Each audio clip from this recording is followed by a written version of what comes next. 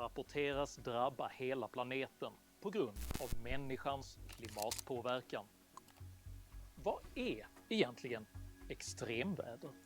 Stämmer mediernas oroväckande klimatrapporter med forskningsläget? Och hur upprätthåller man ett rationellt förhållningssätt till komplexa ekologiska, ekonomiska och sociala frågor? Dessa frågor tar jag upp i veckans video om extremväder.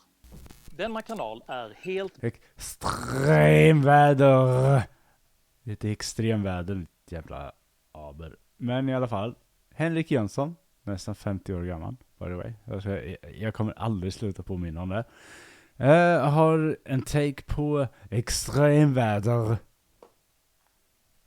Han har Swish, han har Patreon, han har Paypal, han har ett bankgiro. Han har en QR-kod. Den gillar vi ändå. Jag måste fan också skaffa en QR-kod.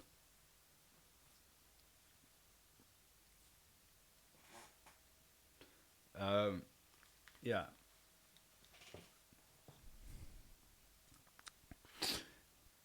Låt oss se vad... Vi kan ändå, varför inte börja? Jag dricker ändå kaffe och värmer upp lite så. Beroende av ert frivilliga stöd via betalningsalternativen här nedanför. Så ett stort tack till alla er som hjälpt mig att fortsätta göra dessa filmer. Jag släpper en ny video varenda lördagsmorgon klockan 08:00 svensk tid. Så se till att prenumerera, bli notifierad och att se till att prenumerera. Fan, jag kan inte ens härma honom. Alla borde likea min video. Det är ingen video, det är en livestream. Men när det kommer upp som en video, likea, subscriba.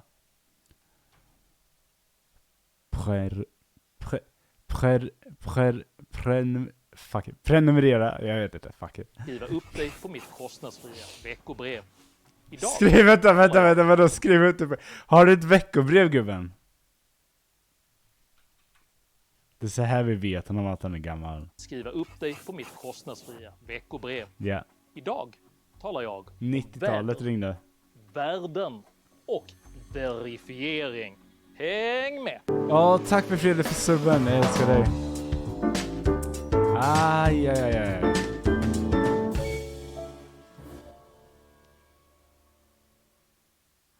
Jaha, han kallar sina videos för veckokrönikor. Det är klart han gör.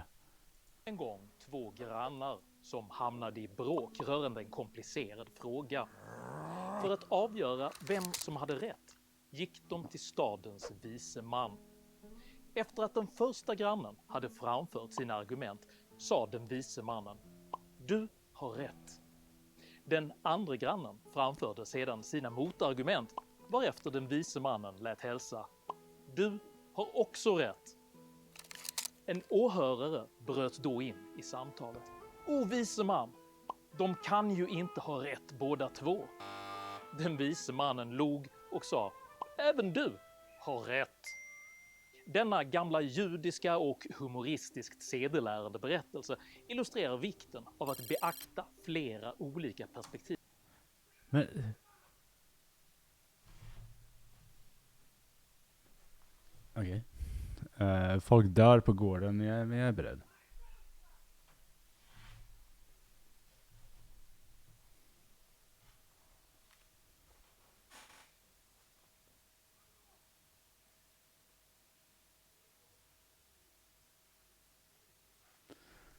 Jag tror att barn springer ifrån deras föräldrar. Jag tror det är där.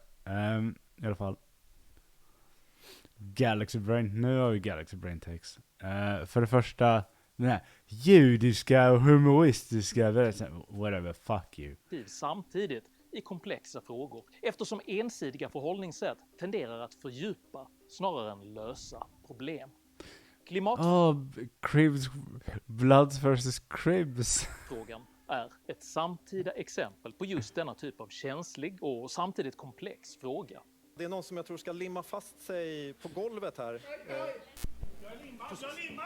För att undvika konflikt vill jag därför inleda med att understryka att denna video inte argumenterar för pejorativt så kallad klimatförnekelse.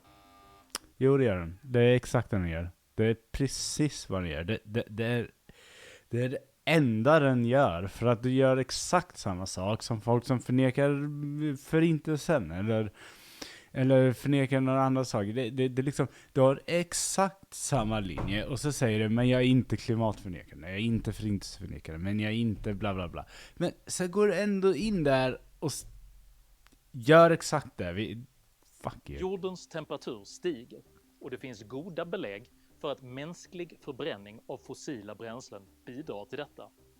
Att på ett rationellt sätt minska förbränningen av fossila bränslen är därför önskvärt och ingenting som jag tar strid med. Det finns dock anledning att kritisera hur klimatfrågan bevakas i media. Synfältet är i regel smalt. Perspektiven ensidiga och tonläget högt. Inte långt därifrån stannar ett tåg mitt i apokalypsen. Vi står nu inför ett vägval, kollektivt självmord eller det krävs kollektiv handling. This is an emergency, and I will look at it. När man tycker att Joe Biden uttrycker sig alarmistiskt om klimatet ändå. Det är höjden av högen i Sverige. Det är liksom... Alltså kolla här. Vi har inte mycket val. Alltså så här, om vi inte gör någonting. Jag skiter i vad han kommer få fortsätta sin video. Vi har två val. Antingen gör vi någonting. Eller så dör vi.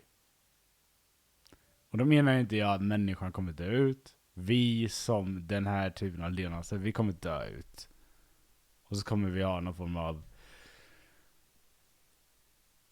tråkig Mad Max. Men grejen är liksom så här, jag menar, vi har inte mycket val här.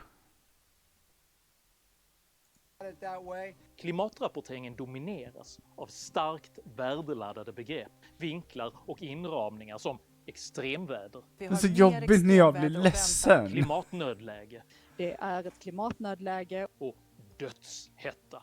Denna emotionellt ensidiga paketering av klimatbevakningen är sannolikt kontraproduktiv och riskerar att underminera de långsiktiga förutsättningar som behövs för ett rationellt, pragmatiskt och demokratiskt välförankrat hållbarhetsarbete.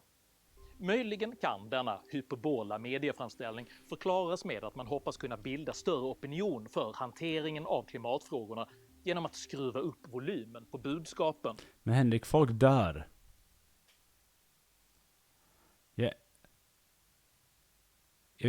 Jag vet inte hur vi ska kunna...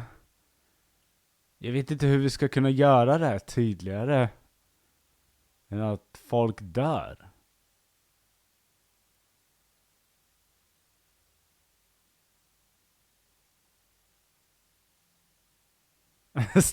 Stick ut näsan genom dörren. Det är varmt, Henrik. Alltså jag kan säga, folk dör. Alltså folk legit dör i den här värmen över hela jorden. Liksom, visst, kanske inte just i Sverige, men över hela jorden. Folk börjar fly sina länder för det finns längre inte vatten där de bor. USA har stora delar av landet där man saknar liksom vattenreservoarer som man en gång liksom har haft. Det är liksom, hur ska man rapportera det? Vi har lite lägre vatten i år. Puss på er, gumman. Fuck you. Men psykologiforskningen visar entydigt att upprätthållandet av ett konstant nödläge snarare tenderar att leda till desensitisering eller stressrelaterade sjukdomstillstånd. Yep. I want you to panic. I want you to feel the För fear I feel helvete. every day. The world is going to end in 12 years if we don't address climate change. Och både likgiltiga och rädda människor tenderar att fatta dåliga beslut. Därför har jag tillsammans med den tidigare DN-skribenten Anders Bolling, som under många år haft klimatfrågan som ett specialområde, gått igenom IPCCs lägg av underlag för att se exakt hur dödlig dödshettan är, hur stor nöd klimatnödläget innebär och... Men vadå, innebär det här så om nödläget inte är så mycket som man säger att det är, om vi säger att nödläget är lite lägre, dödligheten lite lägre än vad man säger att den är. Ska vi bara då inte göra någonting då, eller? Är det inte ännu bättre då att börja gasa på lite och faktiskt se till att få in de här jävla förändringarna så att vi någon gång kan förändra det här? Ja, mycket så befriade. Men jag tycker att vi borde ju då kämpa för att vänta, jag måste ändra chattfönstret lite så här, för att du syns, hela din kommentar syns inte. Så. Nej, jag finurlade ut en lösning idag, så den får duga så länge i alla fall. Hur extremvädret faktiskt är.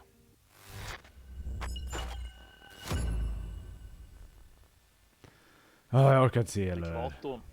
Denna typ av extremvindar beskrivs ha låg sannolikhet. Om tornados fastslås. Specifikt är de observerbara trenderna för tornados, hagel, blixtnedslag associerade med åskväder inte robust detekterbara.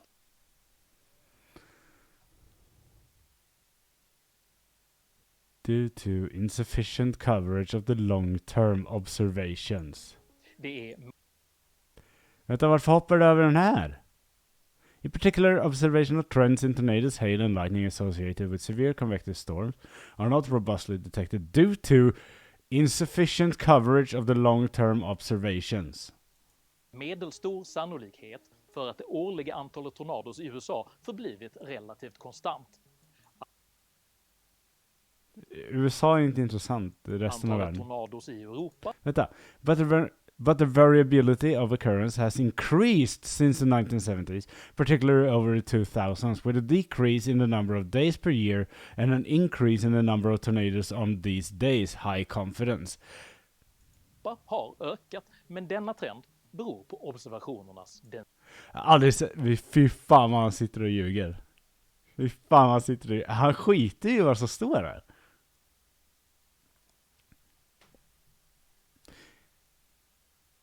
Ta det från början. In summary, because of the definition of severe convective storms varies depending on the literature and the region, it's not straightforward to make synthesizing view of the observed trends in severe convective storms in different regions. In particular, observational trends in tornadoes, hail, and lightning associated with the severe convective storms are not robustly detected due to insufficient coverage of the long-term observations. There is medium confidence that the mean annual number of tornadoes in the United States has remained relatively constant, but their variability of occurrence has increased since the 1970s, particularly over the 2000s, with a decrease in the number of days per year and an increase in the number of tornadoes on these days. High confidence. Detected tornadoes have also increased in Europe, but the trend depends on the density of observations. Tropiska cykloner beskrivs med orden. Det finns låg sannolikhet för långtidstrender rörande frekvens och intensitet. Man pekar även på både bristande data och teknologiska utmaningar för att korrekt kunna mäta dessa. Fine fast trends in TC metrics remains a challenge due to the heterogeneous character of the historical instrumental data, which are known to as best track data. There is a low confidence in most reported long-term multi-decadal to centennial trends to TC frequency or intensity-based metrics due to changes in the technology used to collect the best track data. This should not be interpreted as implying that no physical real trends exist, but rather as indicating that either the quality or the temporal length of the data is not adequate to provide robust trend detection statements, particularly in the presence of multi-decadal variability. Fuck off vad han ljuger. Och rörande stormar i allmänhet, säger IPCC. Sammantaget finns det låg sannolikhet rörande antalet och intensiteten för det senaste århundradets starkaste utomtropiska stormtrender. Sammanfattningsvis säger alltså IPCC utomtropiska övriga så low confidence.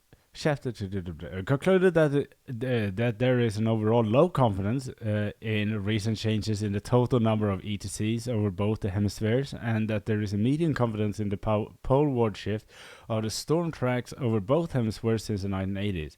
Overall, there is also a low confidence in the past century trends in the number of and intensity of the strongest ETCs due to a large interannual and decadal variability.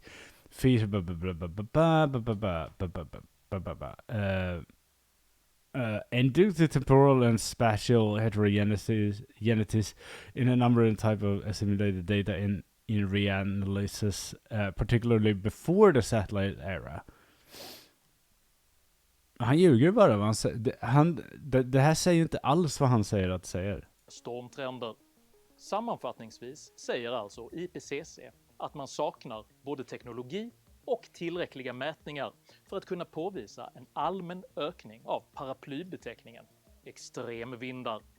Man noterar inte heller någon trend mot ökande åskväder, blixtnedslag eller hagel. Jo. Det går inte att observera några trender rörande allvarliga åskstormar. I synnerhet finns inga robust detekterade trender gällande hagel och blixtnedslag. Men igen, nu ljuger han. In summary, because the definition of severe convective storms varies depending on the literature and the region, it is not straightforward to make synthesizing view of observed trends in severe convective storms in different regions. In particular, observational trends in tornadoes, hail, and lightning associated with severe convective storms are not robustly detected due to insufficient coverage of the long-term observations. There is medium confidence that the mean of annual number of tornadoes in the United States has remained relatively constant, but their variability of occurrence has increased in 1970, particularly Även gällande översvämningar konstaterar IPCC. Sammantaget är sannolikheten låg. In summary, the seasonal floods has changed in cold regions where the snowmelt dominates the flow regime in response to warming. High confidence. Confidence about peak flow trends over past decades on the global scale is low, but our regions experience increases, including parts of Asia, South America, and Northeast USA, Northwestern Europe, and the Amazon, and regions experience decreases, including parts of the Mediterranean, Australia, Africa, and the Southwestern USA. Låg gällande mänsklig påverkan på globala flodvattenflöden. Sannolikheten är generellt låg gällande att tillskriva förändringar av risken för översvämningar eller deras magnitud till mänsklig aktivitet. Det finns i Men om det fortfarande sker, då måste vi agera emot, eller? nuläget alltså inget vetenskapligt stöd för att slå fast att mänsklig aktivitet skulle ha orsakat vare sig fler eller intensivare översvämningar eller stormar. Översvämningar blir allt vanligare runt om i världen. Det finns däremot en mätbar ökning av så kallad extrem nederbörd. Sammanfattningsvis är det sannolikt att både frekvens och intensitet för kraftiga regn har ökat i en majoritet av de regioner som observerats. Nu ska vi dra hela. Av nederbörd har dock ingen direkt koppling till översvämningar, vilket förklaras av att platser som normalt är mycket torra registreras ha extrem nederbörd även vid mycket små regnmängder. Ökad nederbörd leder dock inte alltid till översvämningar. Detta beror på att översvämningar även påverkas av flodbädden, landskapsytan, nederbördens omfattning och längd samt hur våt marken är vid nederbördstillfället. I forskningsrapporten Regional Desertification, A Global Synthesis från 2008 beskriver forskarna Ulf Heldén och Christian Tottrup hur denna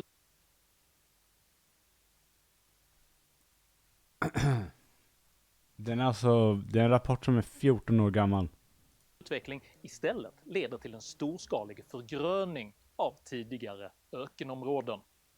Vi fastslår att den föreslagna metodologin är ett robust och tillförlitligt sätt att bedöma och övervaka vegetationstrender.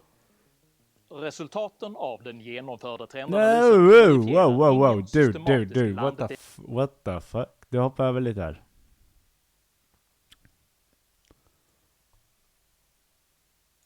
Du hoppar över lite. Där ska Jag ska fixa det här fönstret, förlåt. Den är precis provat att göra den här lösningen, så ni får vara med på det. Kan behöva lite fix på den. Nej, det duger. And related the certification on the reading globe is strong general relationship.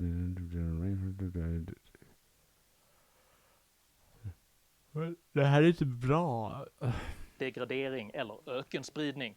Tvärtom är en förgröning uppenbar i stora landområden. Enligt IPCC uppvisar vidare få regioner observerbara ökningar gällande så kallad Trams. Käften, Henrik.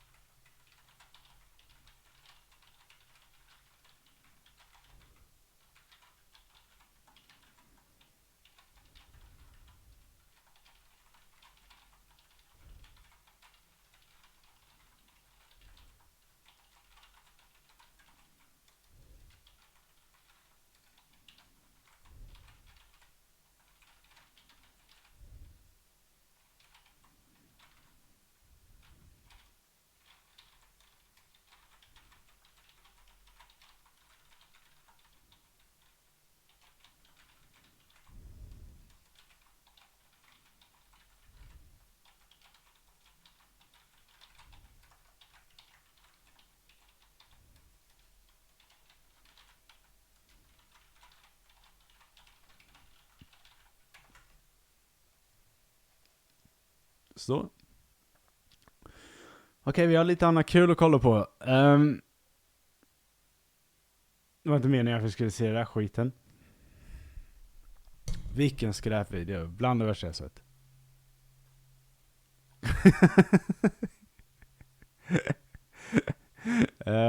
Jag gillar när han lämnar upp. Han hade inte behövt lämna varenda citat så öppet, men han lämnar ju det, så att vi köper det.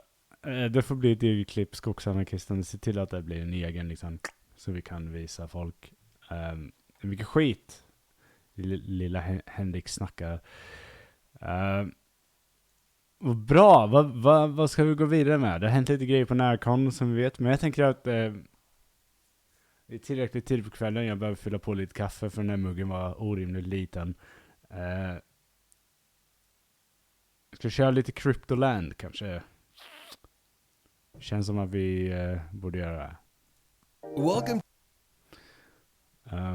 Cryptoland är kul. Alla tycker om Cryptoland.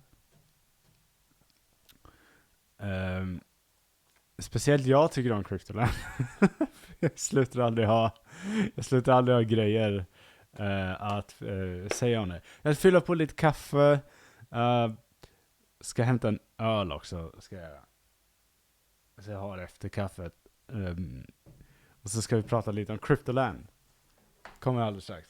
Jag hoppas det ser mycket bättre ut nu med chatt och grejer. Jag får designa om lite så att det ser lite mer streamlined ut. Men det ser lite bättre ut, tror jag.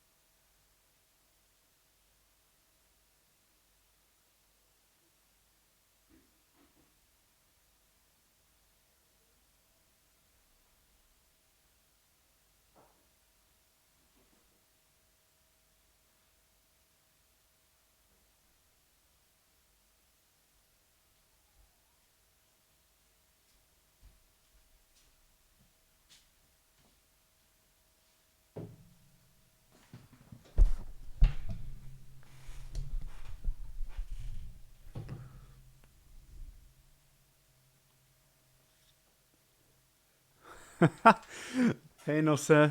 Jag är ledsen för din bakfylla imorgon. Men jag kommer nog må ungefär likadant om det här fortsätter som det gör. Okej, men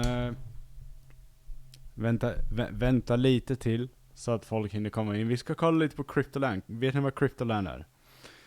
Om ni inte vet vad Cryptoland är, bless you. God bless. Papa bless. Så Cryptoland är... Idén från början var att de skulle köpa en ö och skulle alla kunna köpa med CryptoCoin, skulle alla kunna köpa en egen del av ön där man skulle kunna ha sitt egna, du vet, sin egen kondo och grejer. Det har lite devalverats. Hej Kingen, hej Socialist Winehag. Det har lite devalverats ner till att nu har de börjat med NFTs lite för sent. Så att det har släppt Cryptolanders kallas det. Det är en serie av NFTs. Och vi ska kolla lite på det. Och eftersom de vägrar ge upp det jävla projektet så har de gjort det. De gör alltid videos på det här. Vi kollade på videos när de beskrev vad Cryptoland var. När de gick igenom alla referenser i deras videos. Nu ska vi kolla lite på... nu har de gjort en ny där de beskriver alla deras NFTs.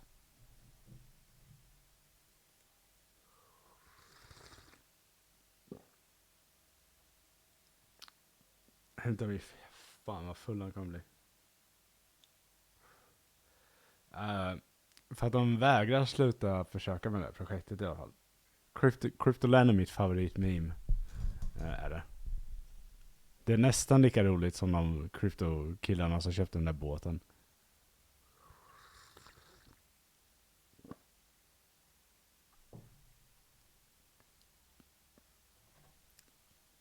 This is lyckosland. Fel håll. Jag har också tänkt på det här med fel. Det känns sån där. Det känns verkligen sån här. Men jag tycker också så här, som den enda streamern som egentligen håller uppe med kryptonyheter så kan det väl vara bra. Eller den enda svenska streamern ska vi säga. Vi är många som gör det, men en av få svenska streamers som håller koll på det här, så tänker jag då kan vi, det är väl lika bra att jag tar upp allting, tänker jag.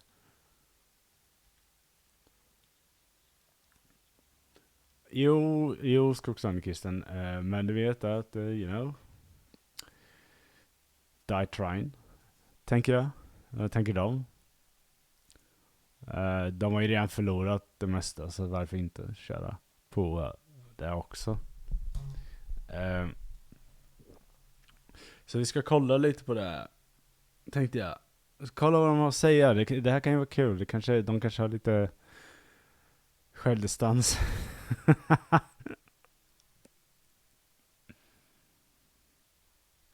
Jag ska bara öppna.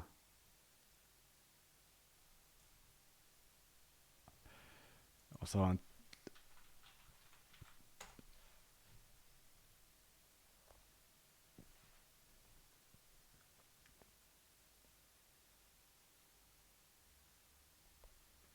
Ja, precis, för att stanna handlar ju om att ta tillbaka det, allting de har förlorat.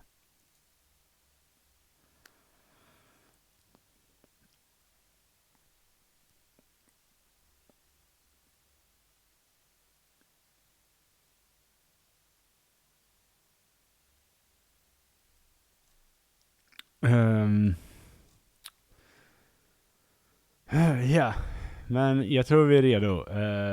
Nosse får komma in när han kan. To the Cryptolanders Master Guide, a video series where you will get to know the inspiration behind each original attribute in the Cryptolanders collection, so you can see how cool your Cryptolander NFT is and where its artistic value comes from. All these traits have their own story, and they are very rich in crypto culture. Let's start by learning about the different skins a Cryptolander NFT can have. There are 19 different ones, starting with Hal Finney.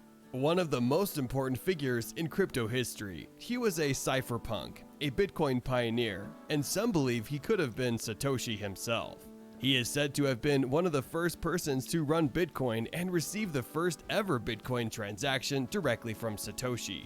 He was very interested in extropianism and cryonics, so when he sadly passed away in 2014 due to amyotrophic lateral sclerosis, his body was what the fuck? Frozen.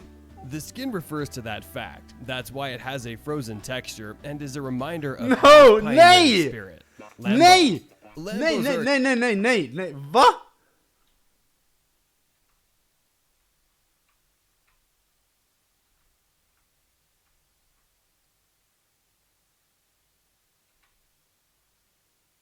Vänta, de har gjort ett skin på en person som är pioneer i krypto.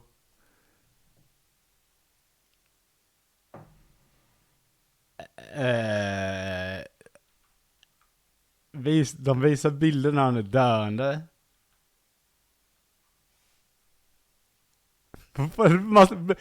Det här är bland det mest respektlösa jag sett. Kolla nu ordentligt nu. För jag kommer låta det gå och så kommer vi kommentera det efter. And receive the first ever Bitcoin transaction directly from Satoshi. He was very interested in extropianism and cryonics, so when he sadly passed away in 2014 due to amyotrophic lateral sclerosis, his body was cryopreserved or frozen. The skin refers to that fact. That's why it has a frozen texture and is a reminder of Hal's pioneering spirit. Yep.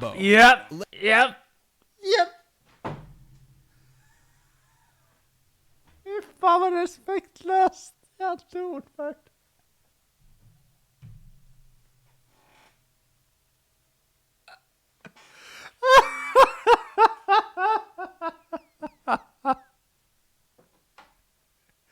Ja, här finner. Jag vet att du inte kan höra mig nu, men fy fan, du förtjänar inte det där. Fy fan vad vidrigt.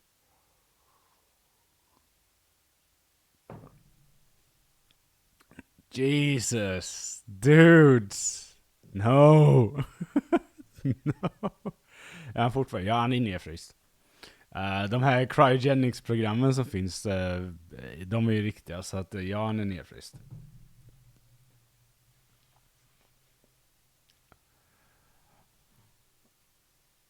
Vilket öde. Ja, men vilket öde att ens sitta så här. Man hedrar dig genom att göra en isbit av ett mynt. Lambos are expensive toys used to signal wealth and success and have become the de facto crypto supercar. The official Lamborghini color is yellow, and hence the skin. And it even has 2 exhaust pipes ready to fire up. Oh yeah! Did you know that the first Lamborghini bought with Bitcoin earnings cost $200,000? Which, at the time, equaled about 45 BTC. Peter Schiff. Investor and gold bug Peter Schiff has become popular among the crypto space due to his pessimistic stance on Bitcoin. He has made some controversial declarations against Bitcoin. Bitcoin itself has no value, it has no use. Ultimately, Bitcoin is going to collapse. Peter's views have made some people call him a clown. And even his son, who Peter Schiff är en clown, men inte på grund av det här. Men det är klart att de ser någon sån här. owns Bitcoin himself, has roasted his father on Twitter for not realizing how powerful the king cryptocurrency is. Wear this skin if you think Peter's claims are crap. Moon. This skin is inspired by the good old expression "to the moon," used to signal a bullish sentiment. The skin represents pure pump power, so hopefully this will bring some good luck to your investments. A funny side note, did you know that there is a kid whose name is Wen Moon? Money. Vänta, har de bara letat upp ett barn som heter Wen Moon?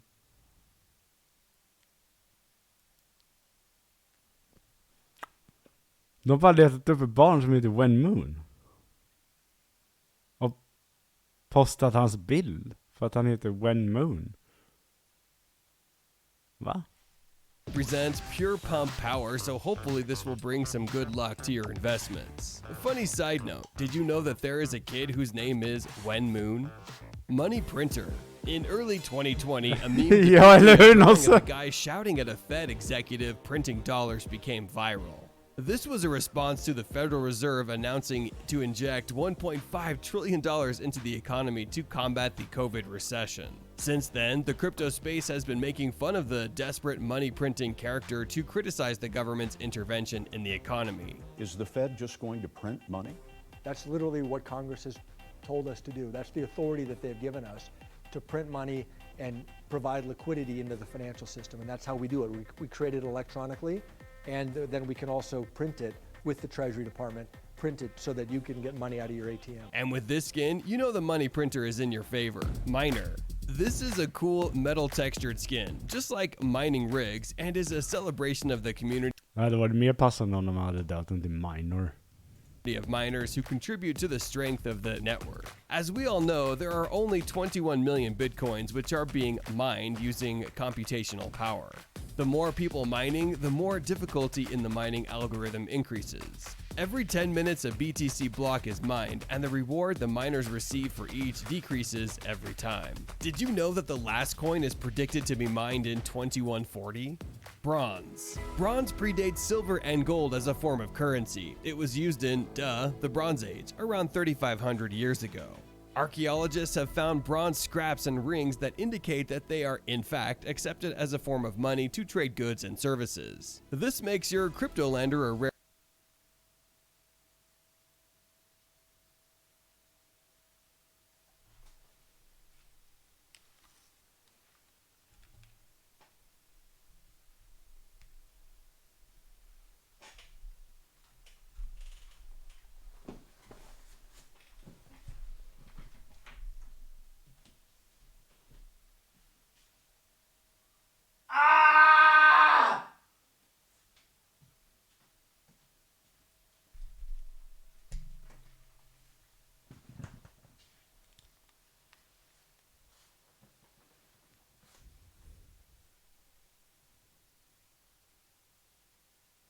Nu fortsätter vi. Rare money skin. Pixel Punk.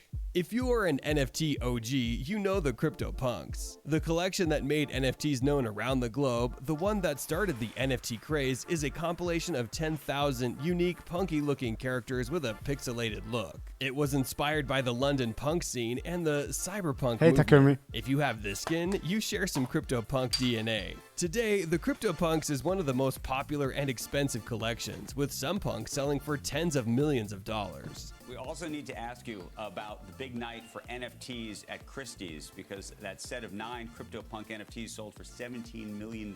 Did you know that at the time of recording this video, the most expensive punk ever sold was the CryptoPunk 5822 for a price of $23.7 million? Det här är som Rainbow. Det här är lite som Michelangelo i Turtles skulle göra en business till så här, och bara yeah dude.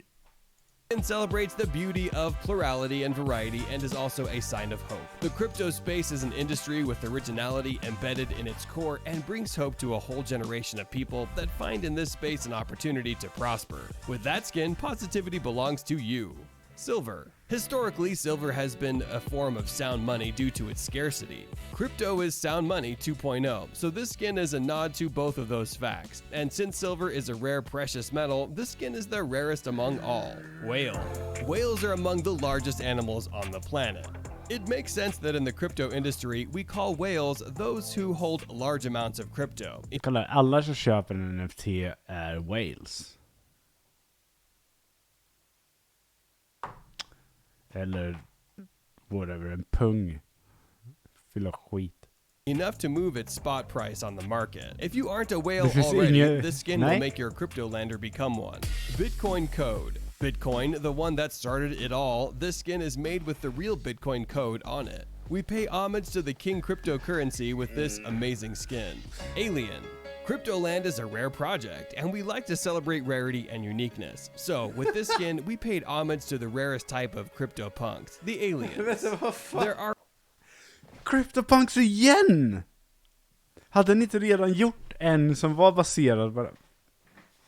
Ni kan ju ta ni kan inte använda samma referens 2 gånger, alltså det här går inte. Och det är samma. There are only 9 aliens in the collection, one of them being the most expensive CryptoPunk ever bought, Alien Punk 5822. Looks rare, right? Bull. As you know, bull markets occur when we are on an upward trend and there's a general sentiment of positivity and confidence in assets going up. If that is the type of environment you like, this skin is for you. An evergreen color for your cryptolander. Bear. Well, if a bull market is an upward trend in prices, a bear... Bear var röd för det typ ditt kåtsprängda Reddit incel ollon. Bear market signifies the contrary. But fear not, this doesn't represent a bear market. It means that your cryptolander can resist any crash. Plus, red has always been seen as a powerful color, and with that skin, you are a lucky cryptolander because it's one of the rarest. Crypto Beach. It's one of the rarest, okay. Yeah, absolutely. Skin is a nod to the coolest area in Cryptoland. The Crypto Beach is where the community will go.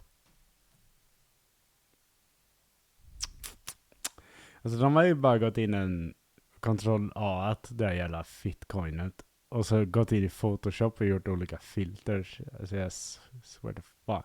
To get together and enjoy amazing activities, so having this skin makes your CryptoLander a badass crypto beach leader. Dead coin. There are numerous stories of coins that have come and gone, but with this skin, no matter what happens to your CryptoLander, your NFT will always survive. Doge. How have we not mentioned one of the biggest meme coins in the space? Dogecoin was inspired by the infamous Shiba Inu dog meme and rapidly became very popular. So much so that it caught Elon Musk's attention, and since then the cryptocurrency is usually linked to his name. This skin might make Elon want to buy this NFT from you one day. Dollar. This skin is a reminder of the monetary systems that preceded Bitcoin, and it is inspired by the ink style that dollar bills have. Vi är snart Since it's the klara, world's håll most ut. used fiat currency. Wear this skin with pride if you believe Bitcoin is the next world currency.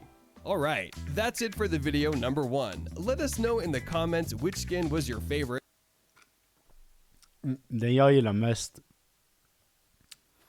det var den när de sa att Elon Musk kanske kommer köpa ditt skin för att enticea att folk ska köpa det skinnet.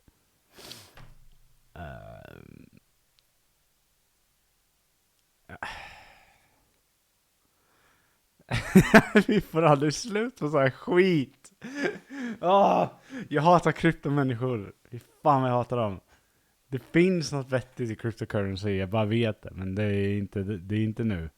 Det är inte den här tiden, det är inte nu.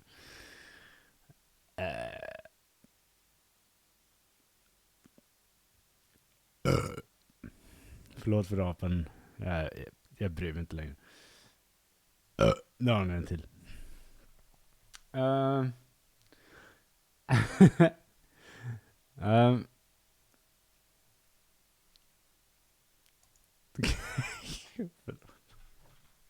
Jag måste bara så.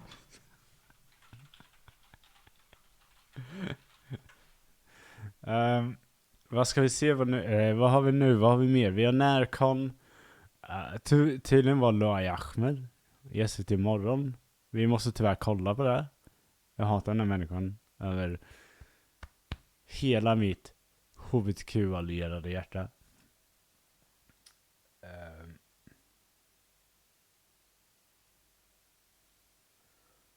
Så vi måste tyvärr kolla på det.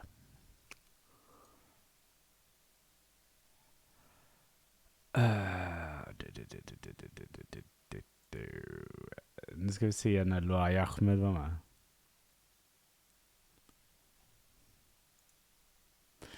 Men fan, fuck you Google. Jag vill inte ha Loai Ahmed SVT morgon.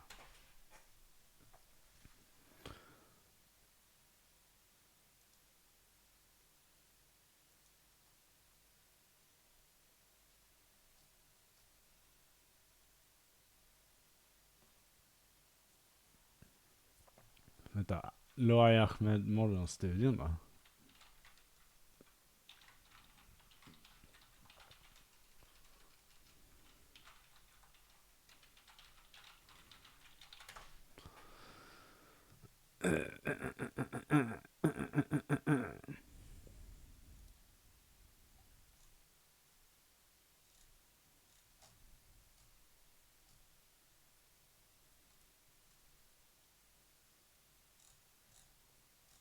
Varför har han... Jaha, för att jag inte betalar. Men alltså vad fan... Varför är SVT sämst på att lägga SVT Play morgonstudion? Ska jag behöva gå in här? Ska jag behöva gå in och göra det här jävla valet? Kan jag inte bara googla upp det här? Jävla... Härke till... Fan håller public service på med alltså.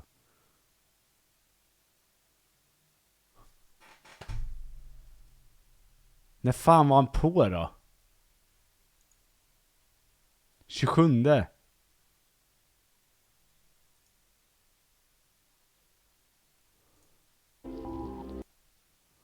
Ja, var det kukloaj?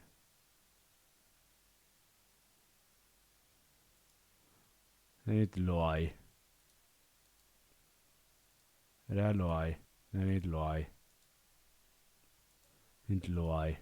Det är Loai. Fuck you Loai. Så jag hittade.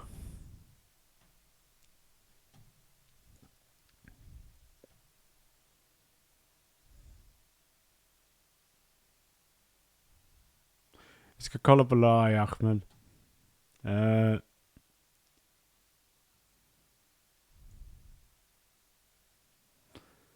Får vi se hur volymen är. Jag försöker fixa det här. Vecka.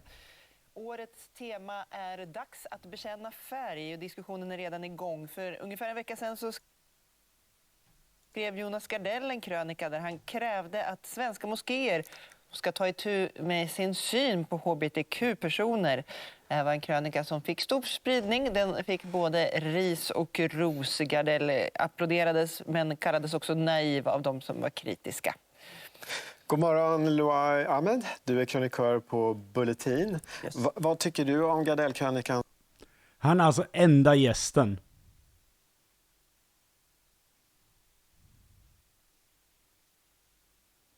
Var precis alla andra hbtq-personer i hela Sverige upptagna den här morgonen, eller? Hans budskap att moskéer ska inkludera hbtq-personer också. Jag tycker att det är fantastiskt. Det är ju hög tid att det svenska samhället, politiker och krönikörer och ledarskribenter börjar ta upp den här frågan på riktigt. För det är någonting som man inte har pratat om länge. Att man inte pratar om hur den muslimska communityn inte inkluderar hbtq-personer. Så det är jätteviktigt att han gjorde det. Så jag är jätteglad att han gjorde det. Men du menar att det finns någonting som du kallar tystnadskultur i Sverige kring islam och homosexualitet. Vad menar du med det? Helt otroligt. Alltså det finns många tystnadskulturer i Sverige. Det finns en tystnadskultur om invandring och sen finns en tystnadskultur om islam. Men just när det kommer till hbtq-personer så finns det till exempel 13 länder som dödar homosexuella. Sen finns det över 40 länder som fängslar homosexuella. Så det finns ingen acceptans gentemot homosexuella personer i majoriteten av det muslimska samhället. Och det är viktigt att man tar upp den här frågan för att kunna diskutera det öppet. För det är typ det enda sättet man kan faktiskt ta itu med. Men hur menar du att det ser ut i Sverige idag då? Det muslimska samhället i Sverige är ganska utbrett. Det är ingen homogen grupp. Det finns hbtq-personer som är accepterade av sina familjer. Men sen finns det väldigt många som inte är det. Vi vet att det är över 240 000 som lever under hederskultur i Sverige. Och de flesta av dem är muslimska familjer som inte accepterar wow. Citation fucking needed, säger jag bara. Jag vill ha... Du kan inte komma här och säga såna här grejer. Hem sina barn till sina hemländer om de kommer ut som hbtq-personer, eller så kan de i värsta fallet bli dödade. Och det svenska samhället och svenska politiker har inte tagit tag i det här. De har inte tagit det på allvar. För det är obekvämt att prata om det. Det skapar dålig stämning i fikarummet om man pratar om såna här frågor. Fan, du vet vad som skapar riktigt dålig stämning i fikarummet? Det är om man säger så här, mitt barn är trans. Det skapar dålig stämning i fikarummet. Och det är fan inte med muslimer att göra, det ska jag säga dig. Så jag tycker det är fantastiskt att Jonas Gardell har skrivit om detta. Jag tycker att vi skribenter och journalister ska börja prata om de här frågorna. För det är ju väldigt många ungdomar som lever i utsatta områden som inte har stöd eller skydd. Utan att man har typ hbtq-acceptans framförallt bara i Södermalm och i de svenska områden. Men vad vill du se från politiskt håll då? Från politiskt håll, för det första så måste de börja prata öppet om det. Man ska inte bara säga att det är en fråga som gynnar Sverigedemokraterna och gynnar rasister. Och... Kolla här, fuck it. Jag säger det rakt. Jag gillar inte Svenska kyrkan. Jag gillar inte kristendomen överhuvudtaget. Men du vet, Svenska kyrkan har gjort en grej av det här i flera år. Det är ingenting de har dragit under stolen med, att de har jobbat för att försöka få fler religiösa samfund att acceptera hbtq-personer. Svenska kyrkan har jobbat hårt på det här också. Även inom sin egna organisation, där de haft egna liksom, skandaler när det gäller såna här grejer. Jag bara säger det han säger nu, att det finns något tystnadskultur, det är lögn. Det finns ingen tystnadskultur på det här sättet han säger. Däremot, absolut, det finns ett problem med att vara hbtq i Sverige stora problem med det. Och framförallt eftersom partier inte längre tar i frågan eftersom man anser den löst, vilket den absolut inte är. Men han ljuger ju här. Högerextremister, utan man måste tänka på hbtq-personerna. Så när jag växte upp i Yemen så kunde jag inte se liksom någon acceptans bara på tv. Det var typ Lady Gaga, Patrick Harrison och alla som jag såg upp till. Och sen jag kunde Neil Patrick Harris acceptera mig själv genom att se att det finns acceptans, att man kämpar. Han spelar dessutom nästan aldrig gay, by the way. För hbtq-personerna. Det är det enda sättet som jag kunde acceptera mig själv. I Sverige har vi inte den här liksom öppna samtalet om att det är även den muslimska communityn som måste inkludera hbtq-personer, och de muslimska ungdomar som finns i de här familjerna och de här områdena är också accepterade av det svenska samhället. Det finns skydd och stöd för dem också. Och sen... synlighet är ju en faktor i det hela. Och vi ska vända oss till Sydafrika nu, där det finns en del hbtq-vänliga moskéer. Good morning, Musin Hendricks. You founded a gay-friendly mosque in Cape Town. Tell me, how was it? Why did you do that? Good morning, and thanks for having me. Well, the impetus for the mosque was really in 2011 when some of our beneficiaries went to mainstream mosques, and the sermon on that particular Friday was about homosexuality, but it was completely condemnatory. And they felt very unsafe, and we then decided in 2011 we will take a room in our office and we will create a mosque. That was in 2011, and now it's a much bigger space, and it's not just a space for LGBTI Muslims, but also for our straight allies. But Musin, can you tell us a little bit about the reactions you got back then when you're... Så det här motbevisar hela Loais grej, fast Loai säger att det inte händer i Sverige eller i Yemen. Men det motbevisar ju hela hans tes om att det här inte händer i den muslimska världen. Det händer ju ganska uppenbarligen. Open the mosque. Well, surprisingly, we had not many. We had about a couple of males, but I think it's because of the our apartheid history. We are quite a cosmopolitan and very accepting community in Cape Town, and also because of our constitution in South Africa protecting the rights of religious groups and the LGBTIQ community. I think we were fairly safe, to open such an initiative. So thank God we've not had any violent, threats and so on. And if you fast forward to today, how many people do you see attending your Friday prayers? Well, on a Friday, unfortunately, because our Friday prayers is at 1 o'clock and it's slapdash in the middle of a business day, a lot of people would like to attend, but because there's only 1 hour for their lunch break, they're not able to. So on a good day, we're between 12 and 15 queer Muslims that attends the mosque. And then in Ramadan, it's much bigger. It goes up to 60, 70 people there. Per night. And what would you say is the key thing for you to feel like a safe environment from politicians and the society? Well, I think that our approach at the mosque is very compassion-centered, and we say we are not confrontational, we are carefrontational. So, the mosque is purely just a space for, queer people to come and pray. So it's not a political statement we're making, and it's not certainly trying to get onto the wrong side of anybody. So our political statement is just that we have the right to be queer and we have the right to be Muslim. Thank you, Musin Hendricks, founder of the gay-friendly We are mosque in queer Cape and we are Town. here. Luai, är inte det här en väg att gå? Att helt enkelt starta den sorts moské man själv vill ha? Absolut, och man ser det också i Storbritannien, i Kanada, i Frankrike så har de hbtq-vänliga moskéer. I Sverige har vi inga. Och det är framförallt för att Sverige har tagit emot mest människor från väldigt konservativa länder.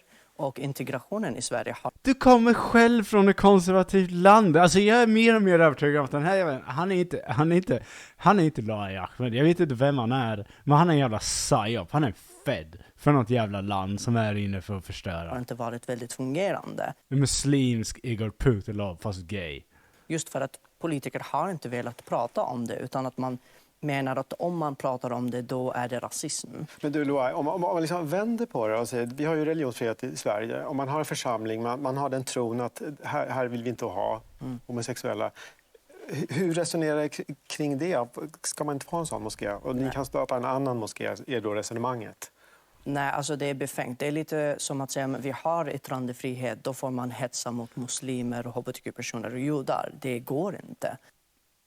Men du tycker ju det hela tiden. Och du tycker att Ebba Busch Thor och de får ha sina frikyrkor hela tiden. Trots att de är ganska öppet emot sådana som dig, Loai. Vad är det här för resonemang?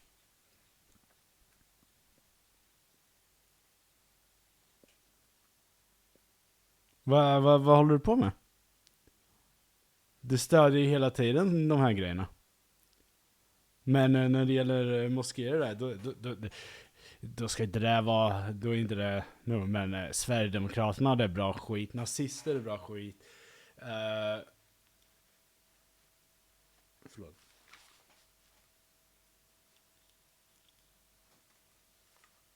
Häst mot soffgrupp.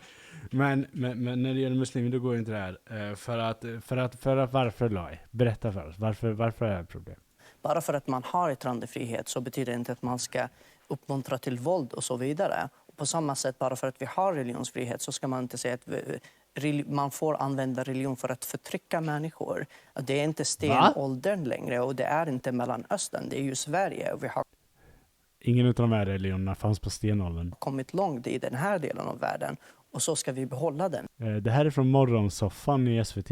Vi ska inte bara gå tillbaka i tid och tillåta religion och förtrycka människor. Och det är därför det är fantastiskt att Jonas Gardell riktar sig mot moskéer. För det är det som vi måste börja göra. Det är inte bara att vi ska prata öppet om det. Vi ska rikta vår energi och våra diskussioner och debatter till den muslimska communityn. Det är de som ska... Från stan, eller hur? Alltså jag vägrar alltså jag trodde länge, jag har trott i flera år att Loai Ahmed, jag är helt övertygad, han är en psyop. Han är anställd av någon. Ska börja acceptera hbtq-personer och kvinnor och judar och så vidare. Ett ämne som vi skulle kunna prata mycket länge om, men nu tackar vi dig Loai Ahmed, krönikör på Bulletin, debattör och författare, och vi ska också säga att vi har sökt Jonas. Sluta ge någon titlar.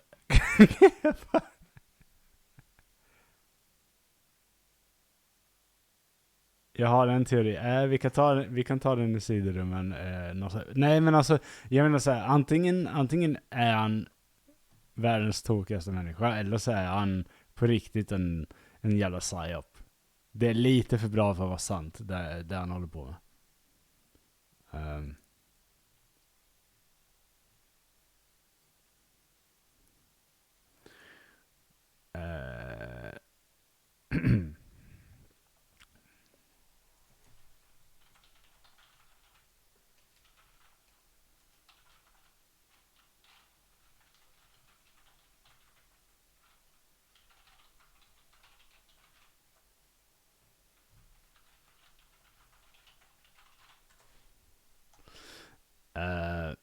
Men i alla fall.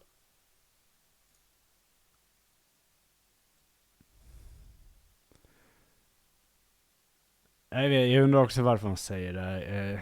Jag vet inte om man blir tillsagd att säga det. Loai Ahmed har hållit på Twitter. Sitt jävla idioti hela veckan. SVT borde ha tagit in Jonna Simar, nu skriver på vänsterns fina Södermalmsrum för att prata om moskéer och hbtq-frågor. Inte någon jobbig böginvandrare med fel värdegrund!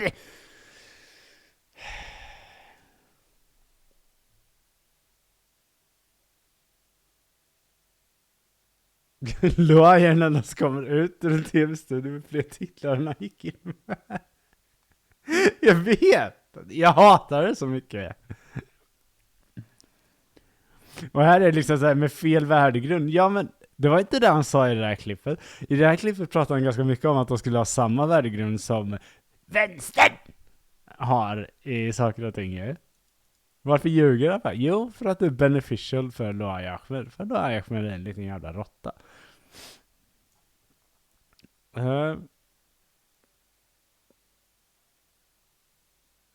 pluggat arabiska så lite kolla, jag har inte pluggat arabiska så jag vet inte. Jag har ingen aning. Jag bara antar att folk inte ljuger för mig.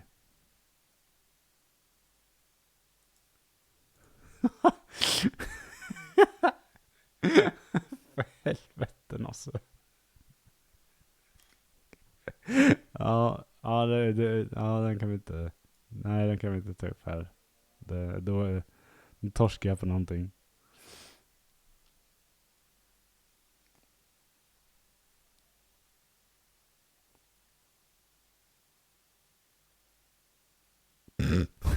Loai Ahmed. Ahmed. Ahmed. Ja. Vi kan. Jag ska kolla.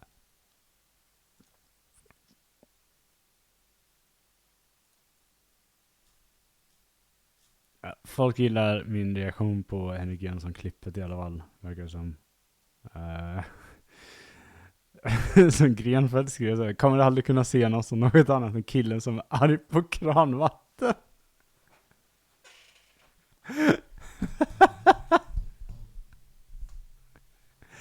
Jag älskar Sverige.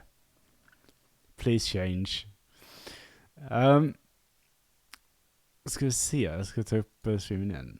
Kameran ser fortfarande bra ut, tack. Jag tror den hade ändrats för det var en katt där bakom. Okej, vad ska vi kolla på nu? Jag tror fan vad DM ser på då. Oj, det här måste vi ta upp.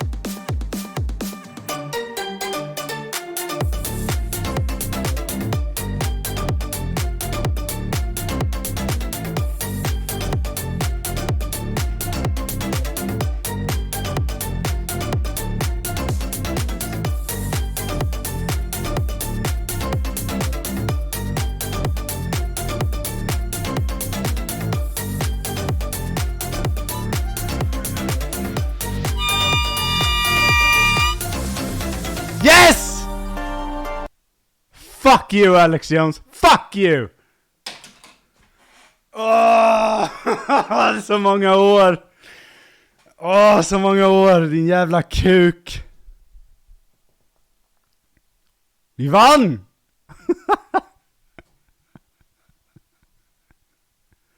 Vi vann!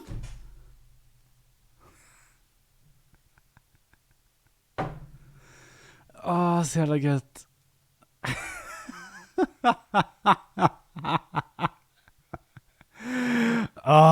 Fy fan vad gött att se dig ta den i röven, Alex Jones. Du äntligen får vad du förtjänar.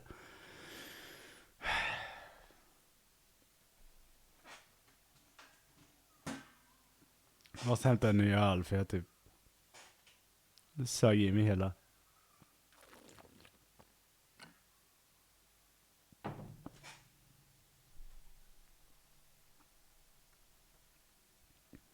Vi vann, Alex Jones. Du förlorade.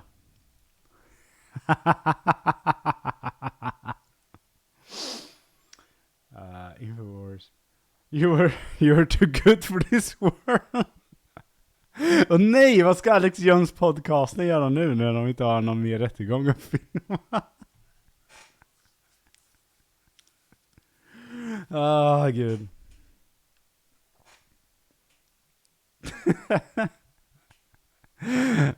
Herregud. Filed for bankruptcy. Nu är inte det här slutet för Alex Jones givetvis, men Infowars är done. Förmodligen. De kommer säkert komma upp i ett nytt företag, absolut. Men det är en stor vinst för alla som har haft med Alex Jones att göra.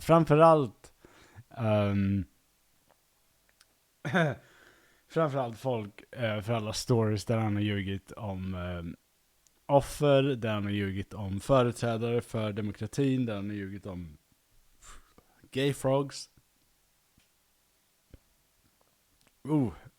Det var inte bra att dricka en öl men så snabbt. Jävlar vad det satt sig i magen.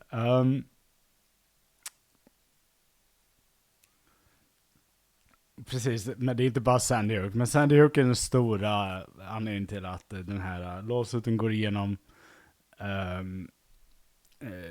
Många föräldrar och Sandy Hook, de kanske aldrig får se pengar givetvis eftersom man nu filed för bankruptcy. Så det är inte säkert att de får se några pengar. Men de tog ner Alex Jones. Jag tycker att det är det viktigaste. Dessutom så Alex Jones, Infowars häromdagen satt och hade ett segment om där han gjorde slander mot domaren som håller i de här rättegångarna. Så att Alex Jones själv kommer att behöva stå till svars för det också. Inte bara en ploj för att slippa betala skador. Jo, det är väl klart det. Men eftersom Infowars gjorde en egen mekanik eller ett eget inslag i att göra slander mot domaren häromdagen, så är inte det här över. Så de kan köra bankruptcy, men då kommer domaren behöva gå efter Alex Jones personligen istället.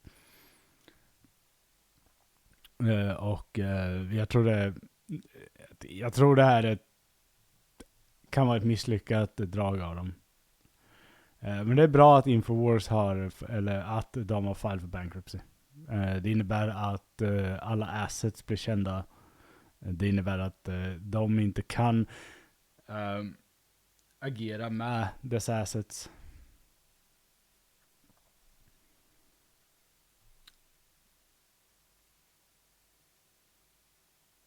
Precis, men jag tänker så här. Nu ska vi inte ge feds för mycket credit, men jag tror de har lite koll på det där om vart pengarna har tagit vägen när de filed för bankruptcy. De har inte försvunnit någonstans. Vi ska komma ihåg att Infowars tjänade mest pengar inte som en livestreaming service utan som en e-shop för survival goods. Och de här assetsna kommer på något sätt. Jag vet inte. Det har inte blivit känt än om det är en Chapter 11. Vi vet bara att de har filed for bankruptcy. Jag lovar att uppdatera er när jag vet mer. Jag lovar. Fake boner pills, ja. En meme tjänst. Infowars kommer finnas kvar. Det är gratis att göra YouTube. Vad behövs det? En webbkamera och internet. Ja, internet är i och för sig inte gratis där borta i USA, men hej avnobbt. Men ja. I alla fall. Jag är glad. Det här betyder att Alex Jones börjar få panik.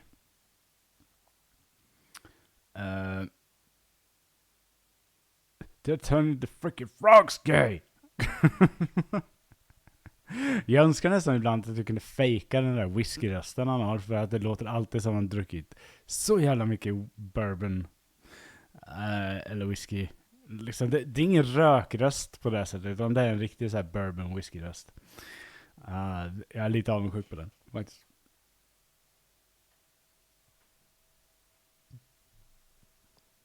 Men vi ska gå från den oväntade vinsten.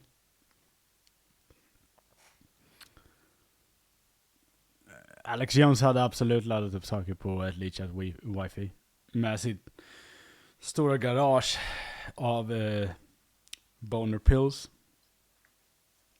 Och han kommer säkert göra det. Det är det som är grejen. Så vi ska inte tro att Infowars är borta.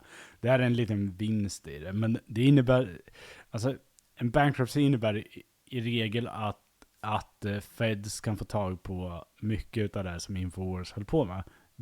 Jag tycker att det är viktigt i kampen. Jag vet att många tycker att det är, du vet, en piss i Mississippi. Men det är inte riktigt det. Om inte annat så blir väldigt mycket public records, så att vi som kämpar emot exempelvis Infowars kommer ha mycket mer information att gå på. Vilket är i regel bra, tänker jag.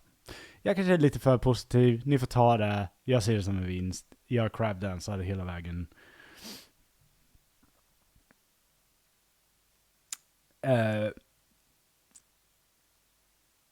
I övrigt då, vi ska gå lite på trender på Twitter och så här. Abjures moralists. Det är så Jordan Petersons jävla helt insane talan höll till muslimerna vi kollade på förra gången. Abjures moralists.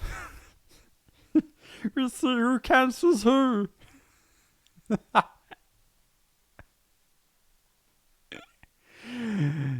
Gud.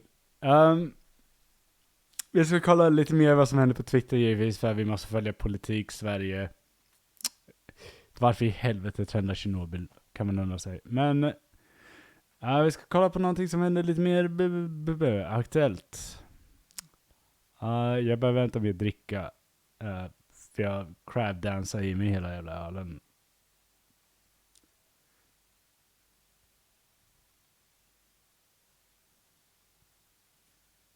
Jag har sett det. Jag tror inte jag har dragit det i streamen, men jag har sett det. Men jag tänker göra så här. Jag tänker representera Jordan Peterson via ett enda klipp som jag har på min YouTube-kanal. Det här är det enda klippet du behöver för att förstå vem Jordan Peterson är.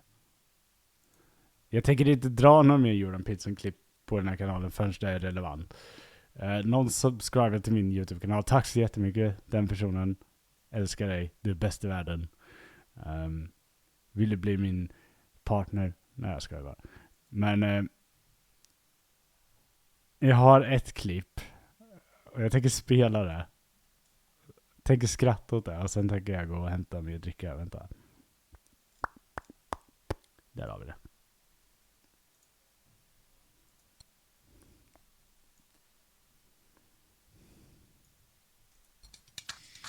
Dr. Peterson, why is it you think all of these left-wing radicals seem to fundamentally hate the ideas that built the United States? Well, you know, I mean, it's the story of Cain, right?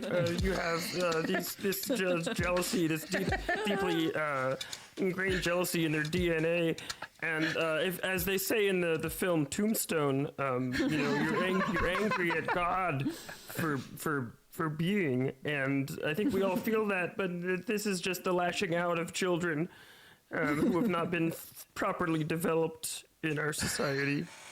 And I That was just impressive. Thank you, Dr. Peterson. Oh no, he's crying. He's crying. He's crying. Oh, boy.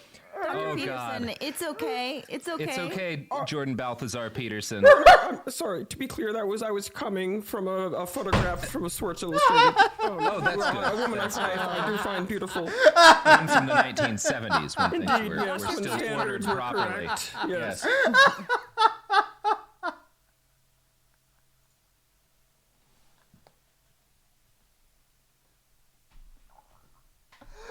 Det är så jävla bra.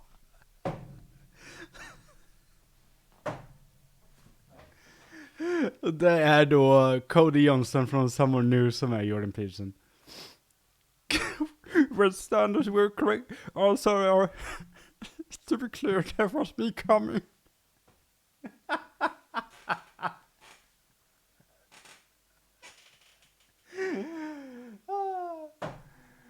Ja, jag ska ta lite mer dricka bara. Ni får hålla ut. Vi ska kolla på mer grejer. Vi är inte klara än idag. Tyvärr.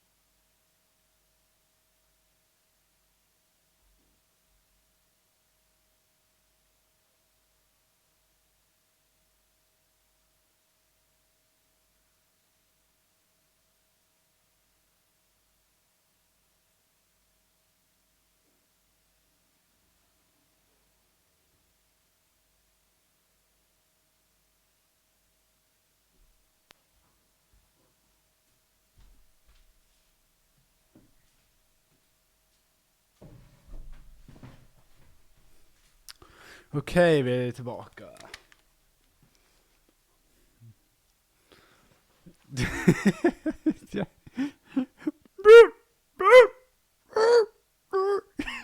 Så jävla bra. Ja, det verkar hända saker på NärCon. Vi har ju några som är på NärCon som vi känner. Typ Kringland och de här tantarna.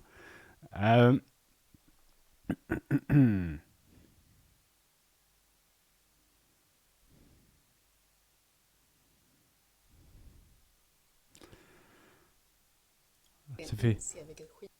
Så jag fick det här skickat. NärCon är ju då ett jävla nördkonvent. Och väldigt många åker på det här. Det är Lincoln är samma. Du har flera sådana här konvent varje år. Och NärCon är väl första som på riktigt slår nu när vi är ur pandemitiderna, så att säga.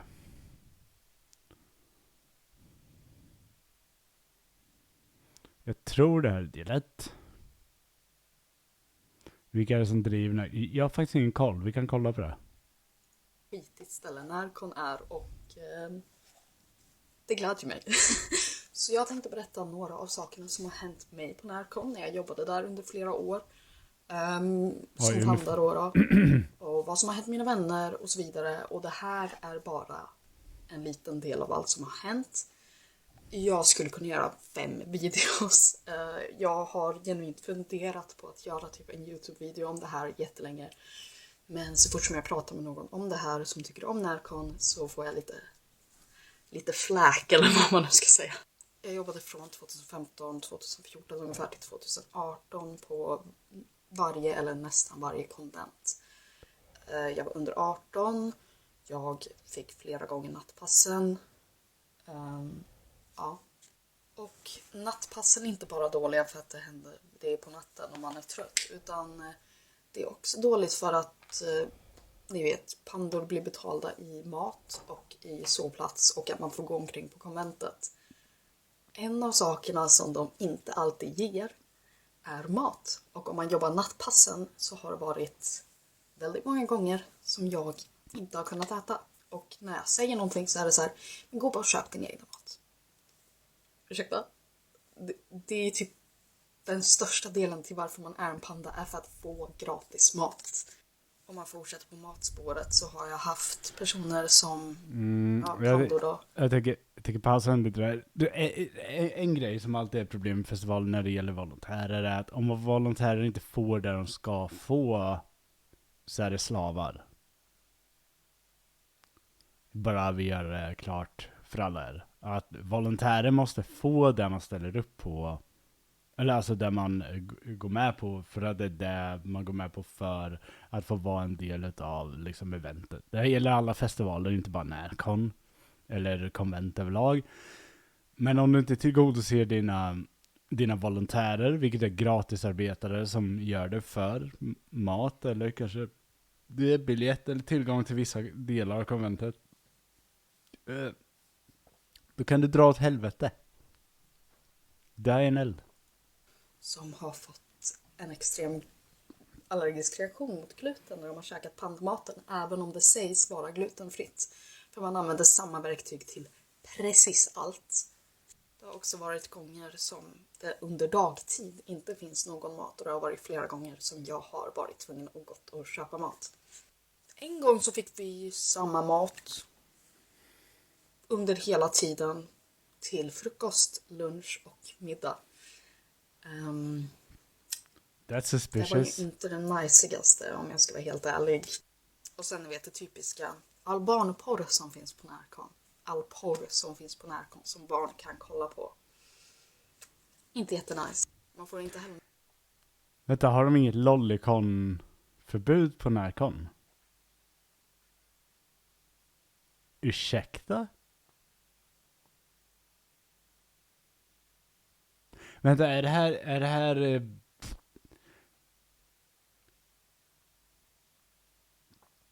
Vänta, har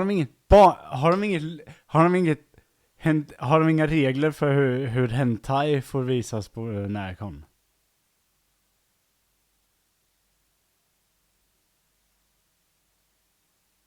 Okej, lollicon är en typ av anime-stil som oftast har tunga implikationer av pedofila undertoner, så kan vi säga. Men i alla fall, men vadå, har de inga reglementer för jag antar att det bara är japanskt som det här gäller. Så grejen är att liksom för att det är japanskt kulturyttring eller vad fan det är. Ja, fast det är skitsamma om det är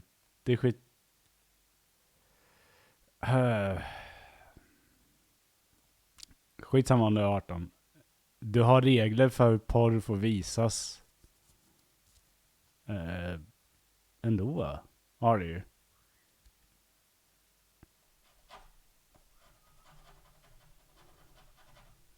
Ja, precis. Hobnops. Bra förklarat. Mycket bättre än vad jag förklarade. Men då är ändå regler för hur porr får ställas ut eller förklaras. Eller visas. Har man inte sånt där eller? Skitsamma. Någon paus när man jobbar som panda. Jag har flera gånger blivit uttorkad för att jag har jobbat utomhus. Så det har varit extremt varmt och jag fick ingen tid att dricka eller äta. Det var ett år som min sovsal var precis bredvid en sovsal för de som är lite högre upp. Som liksom faktiskt jobbar. Och vi fick inte gå förbi den sovsalen. Men den var liksom till vägen till min. Så vi var tvungna att ta en omväg när vi skulle till vår egna sovsal. För att vi inte fick gå i närheten av de stora... Panda är då volontärer. Mäktiga människorna där. Del 2 kanske. Jag har mycket mer och mycket värre saker att säga. Folk verkar äntligen... Då ska vi se om vi hittar del 2 då. Antar att det är glossetryck. Del 2 av NärCon-grejerna. Jag vill bara säga att jag är kattvakt just nu och att en relativt galen katt här är... Vi ursäktar alla katter. Katter är bros. Och du behöver inte ursäkta Tristan eller Glosseryck. Du behöver inte ursäkta din galna katt. Vi älskar din katt. Som du är kattvakt för. Monstret. Kolla, vad söt! Gud vad söt! Vänta, jag måste kolla på den här. Kolla på den! Jävla söt. Hon springer omkring och är rätt högljudd just nu. Så, ni vet det. Jag tänkte börja med att prata om kritikerna. Varför gick jag tillbaka? Jag var 14 och dum när jag började. Och kände att allt det dåliga var värt allt är bra. Och sen typ glömde jag bort det dåliga lite grann tills nästa komment. Det var en kommentar som sa att det var ens egna ansvar att kunna skaffa mat om man åker iväg någonstans. Och jag håller med. Det är därför som jag tog ansvaret att jobba som panda så att jag var försäkrad att få mat. Hur som helst, mer skitiga grejer. Här kommer en stor jävla bantad trigger warning för... Alltså, så mycket när det kommer till sex och sexuella övergrepp och barn. Så när jag var 14 skulle jag säga, var året när det här hände, så var jag där med en kompis. För detta kompis såklart. Och i sovsalarna så tyckte han att det fanns en väldigt snygg tjej som gav honom mixade signaler när hon sov. Han försökte ha sex med den här tjejen. Han blev bannad.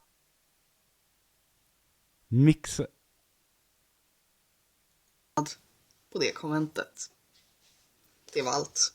Detta hände i våra pandasovsalar och jag kan säga att inte så ovanligt. Alltså, jag har hört folk ha sex flera gånger i sovsalarna.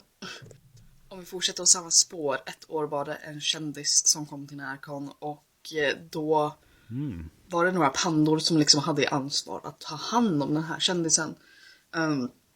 Kändisen var vuxen. Och pandorna som fick ansvaret var, jag tror alla eller nästan alla var under 18 år. Och skulle följa med den här kändisen till sitt hotell och så vidare. De här pandorna fick sedan alkohol fast de var under 18. Och kändisen utnyttjar dem. Från det som jag har hört liksom från en av personerna som det här gäller. Kom igen. Jag blev så jävla arg att ingen gjorde någonting, att jag skrev på deras Facebook-sida om detta. Min mamma skrev också. Och en av de som är högre upp på NärCon såg det och hittade mitt telefonnummer som jag aldrig hade gett dem. Jag har mer grejer, tro mig! What the fuck? Del 3. Del 2 av NärCon-grejerna. Jag vill bara säga att jag...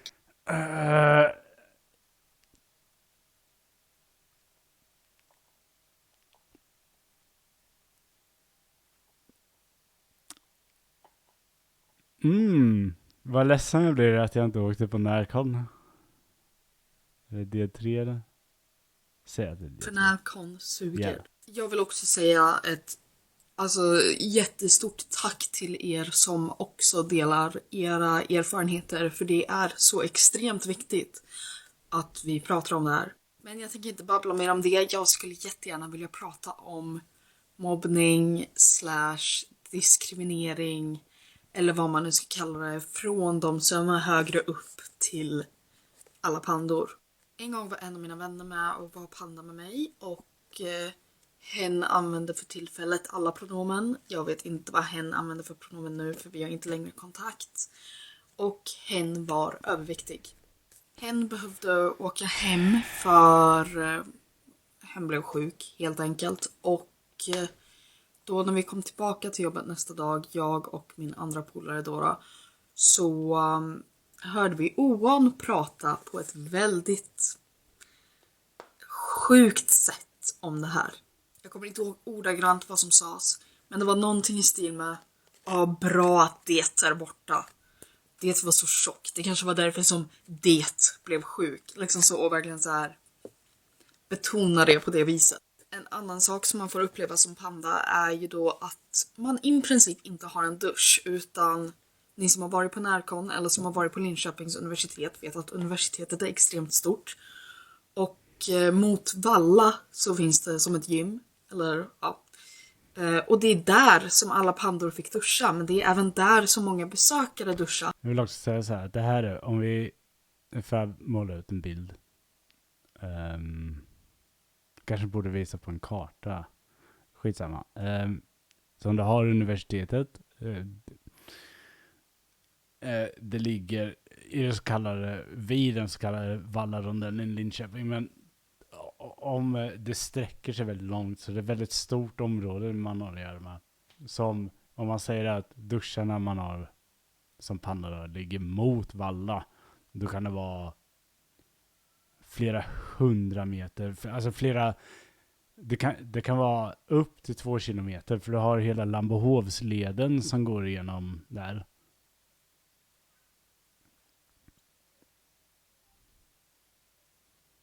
Ja, precis. Så det är hela Lambohovsleden som går förbi hela det här området. Och det är en väldigt lång del. Så kommer du fram till Valla. Det som kallas bostadsområdet Valla, om man säger det. Så det är en väldigt lång del. Så om du säger mot Valla, då är det förmodligen rätt långt. Vilket betyder att man måste gå alltså en bra bit om man inte jobbar precis vid Valla. Och 2, det var alltid extrem kö, så att det var jättesvårt att duscha. Men det finns duschar i universitetet.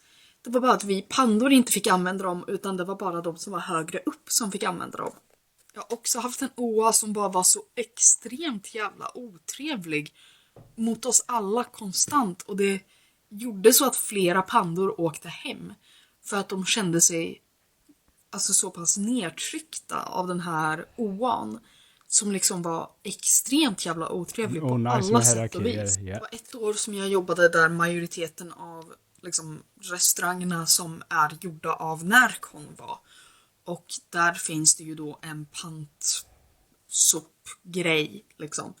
Och då var vi tillsagda av ägaren att om någon kom och tog panten, så var det vårat jobb att ta tillbaka panten. Även om personen blev aggressiv. Och då var liksom majoriteten av oss som jobbar var under 18. Och jag fattar inte hur man kan uppmuntra någon som är under 18 att göra något sånt, om jag ska vara helt ärlig. Men ja, det här är typ det som jag kommer på, om jag ska vara helt ärlig. Det som jag kom på, det lät som en hel del.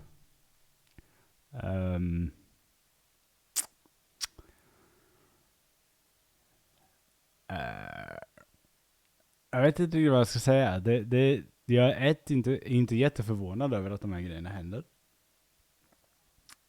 För det låter ganska klassiskt, typiskt okontrollerade event att sånt här händer.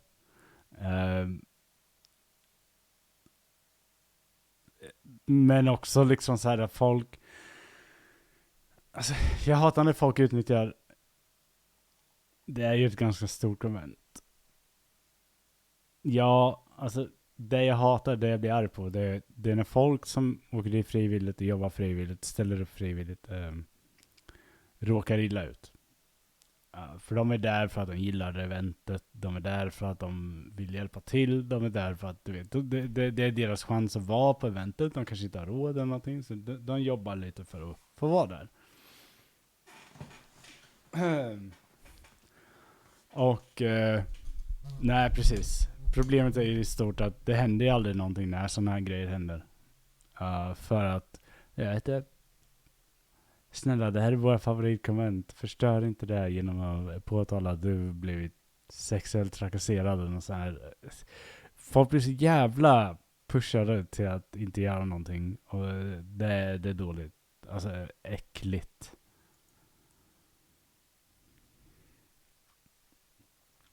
Lincoln skulle inte jag jobba på nu när jag vet inte vem som chefar över det, men jag litar fullt på dig. Jag skulle aldrig heller jobba där. Lincoln för övrigt.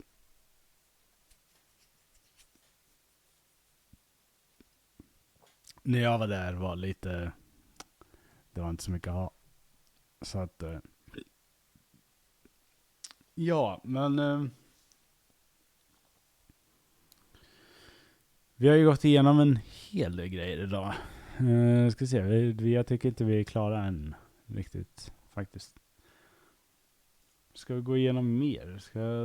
Ska ta oss en liten titt runt internetet. Se om vi hittar lite mer skit att gå igenom. Vad kan vi... Johan Persson, Tjernobyl. Vad är Tjernobyl?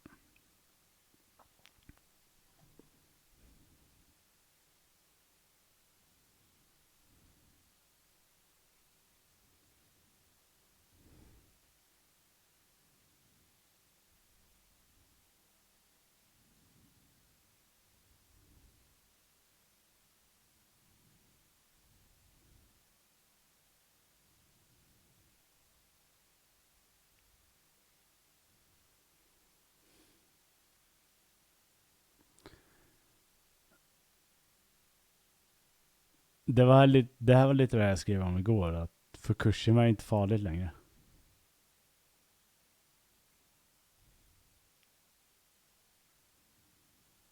Det är det här med. Det här är bättre. Men bara i Europa dör 200 000 människor varje år i förtid på grund av luftföroreningar. I Fukushima dog 0 till 1 personer.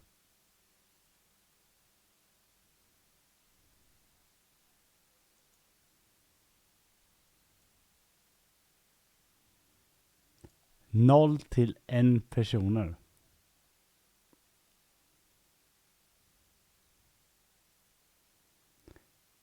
Vad är det här för stad? 0 till 1. Dog någon eller inte? Tjernobyl kanske några tusen.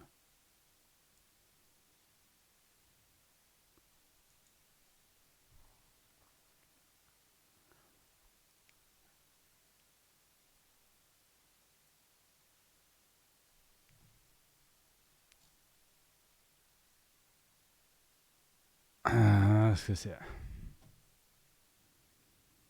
Jag är en halvdog. Men har inte Cody Johnson gjort... Har vi inte så här problem med typ radioaktiva vildsvin i Fukushima? Det var en del skadade. Ja, men 0 till 1 person dog bara. Det...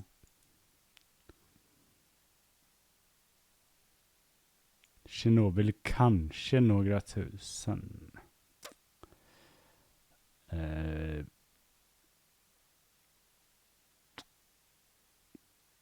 Mycket omdiskuterat. En tråd i sig. Harrisburg. Vad är Harrisburg? Harrisburg disaster. Harrisburg disaster.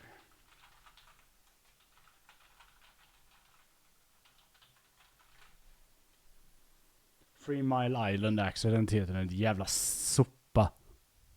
Skriv ut vad den heter istället så folk kan hitta den.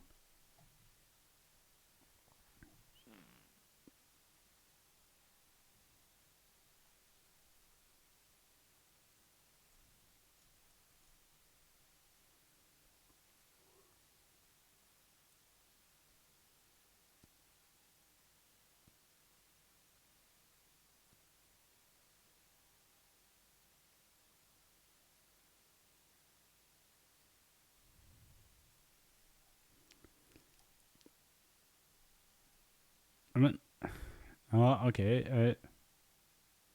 Vi ska inte diskutera kärnkraft här, men så här, enda anledningen till att både Harrisburg, Three Mile Island heter olyckan, och Fukushima inte har dödat så många då, det är för att då arbetare som konstant jobbade dygnet runt med risk för sitt eget liv för att det inte skulle bli värre.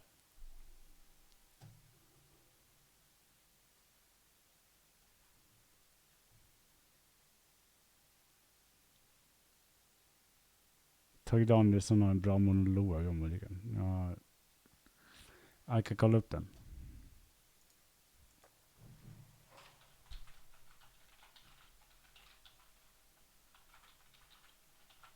Är det den om kärnkraft?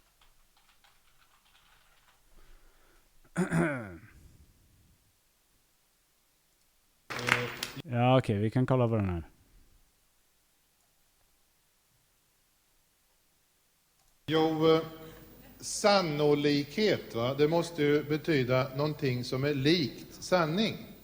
Men riktigt lika sant som sanning är det inte om det är sannolikt. Och därför så är det väldigt synd, tycker jag, att vi tydligen från och med i år, på grund av de rådande konjunkturerna, antar jag att vi inte längre har råd med några riktiga sanningar, utan att vi måste nöja oss med sannolikhetskalkyler. För de blir inte riktigt lika pålitliga. De blir till exempel väldigt olika före och efter. Va? Jag ber om ursäkt om kvaliteten. Jag menar till exempel före Harrisburg, då var det ju ytterst osannolikt att det som hände i Harrisburg skulle hända. Men sen så fort det hade hänt, då rakade ju sannolikheten plötsligt upp till inte mindre än 100%, så att det blev nästan sant att det hade hänt. Ja, men bara nästan sant. Det är det som är det konstiga. För det är fortfarande som om de går omkring och tycker så här lite mer i smyg att det där som hände i Harrisburg, det var nog så ytterst osannolikt så att egentligen har det nog inte hänt. Ja, hela socialdemokratiska partiet till exempel, de har ju gått och väntat i över ett halvår på att få veta om det som hände i Harrisburg har hänt eller inte, innan de har kunnat bilda sig en uppfattning om ifall de ska tycka att kärnkraften är så farlig som den skulle vara om det som hände i Harrisburg har hänt. Men nu har de ju äntligen bestämt sig, och nu har de tydligen kommit fram till att det som hände i Harrisburg inte har hänt, men att vi å andra sidan måste ha mycket bättre säkerhetsanordningar så att det inte händer här också.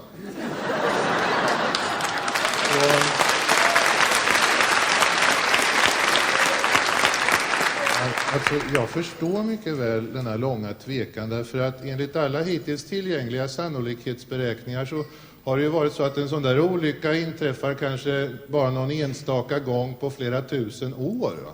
Jag menar, då är det ju inte särskilt troligt att den skulle ha hänt redan nu. Utan det är väl i så fall betydligt mer sannolikt att den har inträffat längre fram.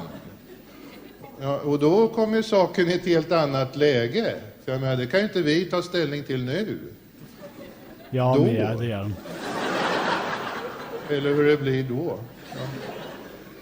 Ja. Sen är det en annan sak i alla fall som man också måste ta med i beräkningen när man talar om sånt här. Och det är att om det nu till äventyrs är så att det där som hände i Harrisburg verkligen hände, mot förmodan, då är sannolikheten för att det ska hända en gång till, den är ju då så nästan löjligt liten, så att egentligen kan man säga att det var nästan bra att det som hände i Harrisburg hände, om det nu gjorde det. För då kan vi vara nästan alldeles säkra på att det inte händer en gång till. I varje fall inte i Harrisburg. Ja, och i varje fall inte samtidigt som förra gången. Nej, sannolikheten för en sån sak, den är så fullständigt larvigt liten så den är försumbar, heter det då. Men det menas att den finns inte, fast bara lite. Nu är ju det här ganska krångliga saker för gemene man, så att göra en folkomröstning om sånt här är väl egentligen ingen idé. För jag menar, folk i allmänhet, de resonerar naturligtvis på sitt grovhuggna sätt så att det som hände i Harrisburg verkligen har hänt. De tar det som en sanning. Men då gör de det ju alldeles för lätt för sig. För att då har de alltså inte gjort klart för sig att en sak som inte ens är sannolik, den kan ju ännu mindre vara sann. Va? Jag menar, de har väl inte hängt med i utvecklingen, de har väl fått lära sig av sina föräldrar att alltid tala sanning. Fick jag lära mig av mina. Tala alltid sanning, barn, sa våra föräldrar till oss. Men det får inte vi säga till våra barn. Vi måste lära våra barn att alltid tala sannolikt. Att säga sannolikheten, endast sannolikheten och ingenting annat än sannolikheten. På så sätt så kanske de lär sig så småningom att förstå att det som hände i Harrisburg inte kan hända här. Eftersom det ju inte ens kunde hända där, vilket ju hade varit mycket mer sannolikt med tanke på att det var där det hände.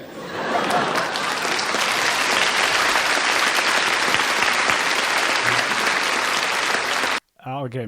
Mycket bra. Mycket bra. Mycket bra. Det får jag göra. Som ni så la jag en citat-tweet på den.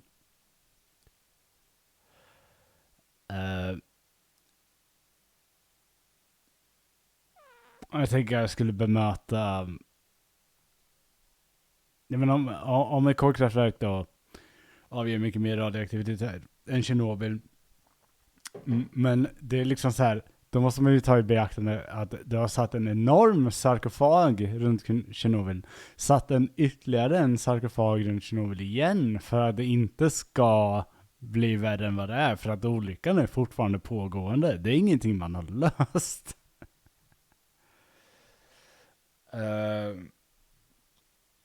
Alltså Tjernobyl är ingen olycka som man har löst. Den olyckan är som sagt pågående. Jag ska tweeta det också.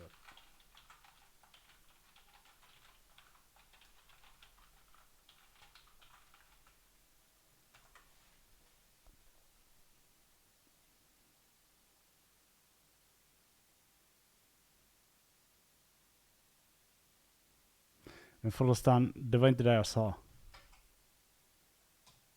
Jag vet att det inte kan hända i vår, ska inte kunna hända i vår verk.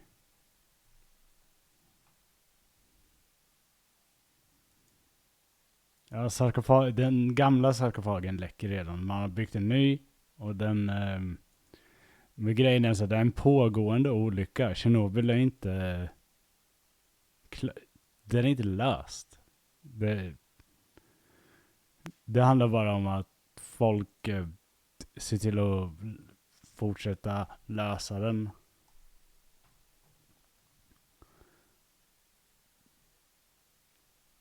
Jag säger inte att jag är inte emot kärnkraft i sig, men man slutar minimera olyckorna som har hänt. USA har stora problem med ren förgiftade områden när det gäller sånt där skit. Så ska man ha en diskussion om det, då ska man ha en ärlig. Och det går inte att ha så här. Fukushima, där hände ingenting. Okej, så radioaktiva vildsvin, det är ett skämt by the way, men det är liksom man kan bo där. Vad bra. Jag kan bo i blyinfesterad jord också. Det förhindrar inte mig. Men du vet, man ska inte acceptera vad som helst.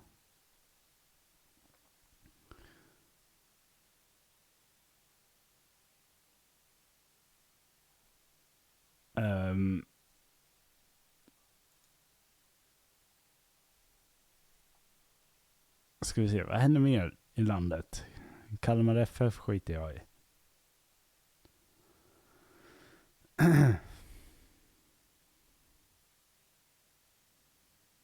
Så länge vi inte låter företagen tumma på säkerheten i vinstsyfte.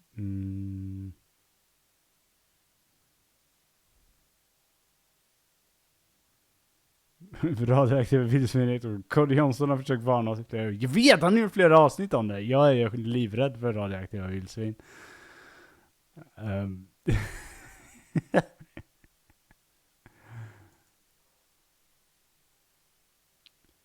Hej, Ove Nilsson. Ja, det var länge sedan. Det är flera år sedan. Jag tror att jag var edgy någon gång. Han gillade inte det.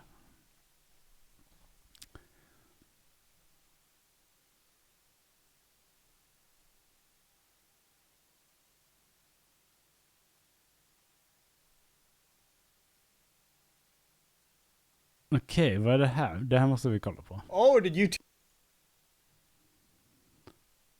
Vi kollar på det här. Det har jag bestämt nu. Shoe bottle bring you here? Well, before you run away, let me remind you of an amazing new shoe brand called Vessi, ladies and gentlemen. Vessi is a new brand that apparently has been making shoes that are 100% waterproof and snowproof. Absolutely amazing for the winter. Remember, I'm from Canada, so if I'm shoveling... I don't even think it's really so if you feel check out Vessi. Jag har inte betalt av Vessi. This is the greatest. Having a good old Christian Minecraft. A few weeks ago, I was in California having a good old Christian Minecraft server of a time with some close friends, and I was attending VidCon. Now, I say attending because, to be real with you, the entire weekend I was incredibly sloshed to remember the entire thing. And as far as the convention went, I think I showed up for like 20 minutes because they had this Fall Guys stand and I absolutely had to be there right present to take a photo with it. But like most conventions, I tend not to care too much and use it as an excuse to just hang out with some friends and the community. Usually all of us are just on Discords or our own little places, so it's a breath of fresh air to actually shake hands in real life and actually touch some grass together. Hell of a collaboration. Now, that's not the fault of like VidCon. The event is actually handled quite well. I mean, I think this year they had TikTok sponsoring the event. Logistically, you know, planning wise and making sure all the featured content creators are there, showing up to the actual event. You know, all of that's taken care of. Security as well. Everything is executed absolutely impeccably and successfully. And you know what? We can laugh at all the cringe that VidCon provides, but I don't think any of us can say that the event is necessarily unsuccessful. Again, it's just a place for the community to come together in Los Angeles and have a good time, share a weekend, and go back to our regular lives. But of course, like every event, a lot of planning and people go just into running and actually managing these things, and it takes months, if not a year at times, to even prep these things well in advance so everything on the day of can go absolutely smoothly. And I guess today the question can be, can and should YouTubers run events? No. By now I'm sure some of you have heard about the massive event known as Lightwave, a festival held in Austin, Texas, run by the YouTuber Glink, most notably known for documentaries in the Super Smash community, criticism of OnlyFans, and discovering of homeless people. Jag har aldrig hört om Glink. Who live in Skid Row. The trailer was uploaded to YouTube June 11, 2022, advertising to the world one of the best interpretations of Burning Man, I guess, except that one was actually well planned, believe it or not, to grace the influencer scene. Just watching the trailer itself is a complete fever dream. It starts with quick cuts and establishes itself as a convergence of artists and engineers. Glink är en incel. Okay. Creators as well, coming together with the furthest corners of the internet. You got to see in the trailer Justin Wang, Destiny, Ariel Pink, and a few others, evidenced by a cut in the audio track signifying that even more creators were meant to attend. Don't worry, the original trailer to this day is still up on the actual Lightwave Twitter, showing that creators like Rusty Cage, who by the way never showed up, but you think was invited. Vänta, va? Varför har du inte sån där musa funk i bakgrunden? Det är för att jag vill att ni lider. Och eftersom jag och mina fans är flaggelanter, så blir det inte så. Ni ska lida för Jesus Kristus, era jävla svin. Based on this little trailer, and Louis Rossman, who had a big-ass question mark, who actually did end up attending the actual festival. Right. Although we'll get to that in a bit. Honest to God, watching this trailer, I kind of thought it was a bit of a joke, to be real with you, but at the same time, if you're billing something as Ja, Jesu naminen. Då är Davids bräckvidden. Ja, Jesu naminen. Ja, så bräckvidden. Kan inte hela jävla skiten.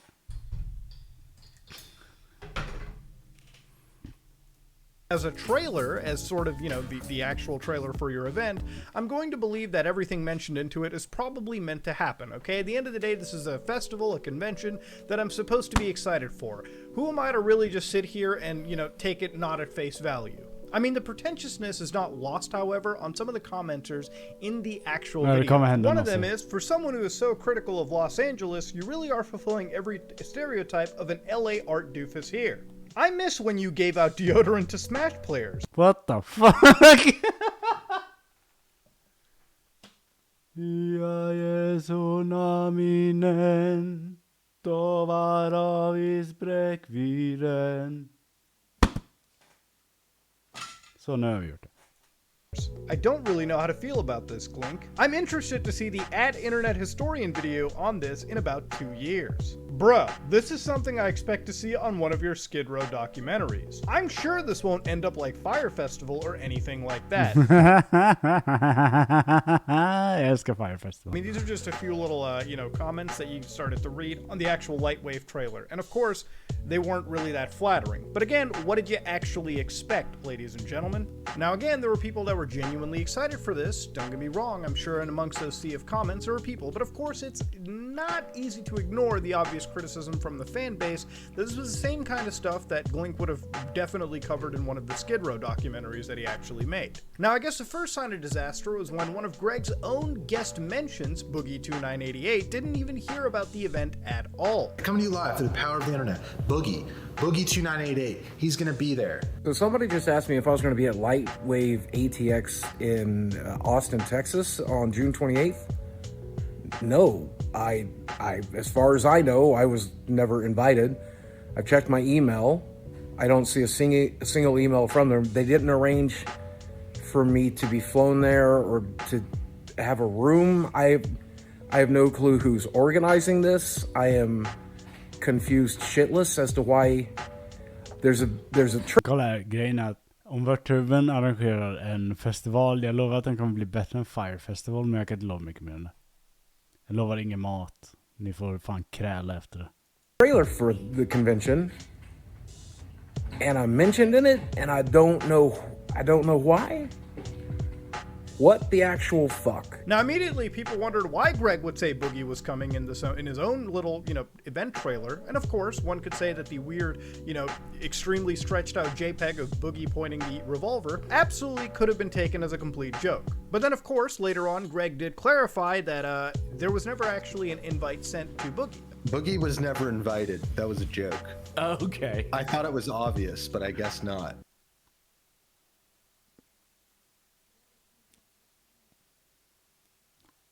Wow, vilken skämt. Fan, jag har inga maracas. And in fact, it seems like it was a very high-key one, because very few people seem to pick up on it, me included. So I guess we should start talking about what is Lightwave. From the beginning, it was billed as a 2-day festival combining the artists, engineers, and philosophers of our time in the new cultural mecca of the United States, known as Austin, Texas. According to Greg's own words, this was the culmination of the past 3 months of his life's work. And of course, the culmination of my life's work for the past 3 months is about to be brought to the light, where they actually quote tweets the trailer. It's tough for me to know how legitimate this claim. Jesus Christ, jag måste kolla upp det. Förlåt att jag pausar videon, men jag måste kolla vem fan Glink är. Vad är det för jävla YouTuber? Jag har aldrig hört om det. Någon sa att det var alt-right. Jag köper det. Glink Live, 12 000 följare, okej. Visionary filmmaker.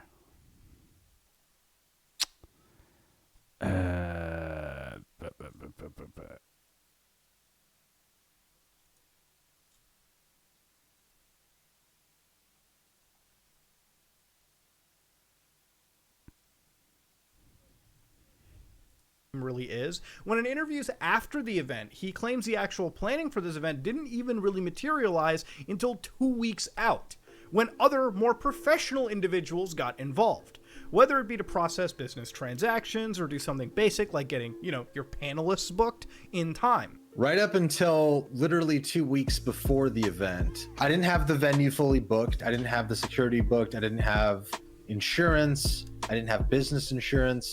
I didn't have like a lot of bases covered that I should have, but it was because I essentially had to wait a while to get an LLC made to which all these bookings could be made under. According to the trailer that was posted on YouTube and Twitter, it seemed to be the birthplace of this radical movement, a place to party, and a sellout free zone. According to business cards, it was, and I quote, to run this live stream ended up being the weekend of VidCon, right? The weekend where most of the social media personalities, if they had to go out to a convention from all over the world, were going to be in Los Angeles, California.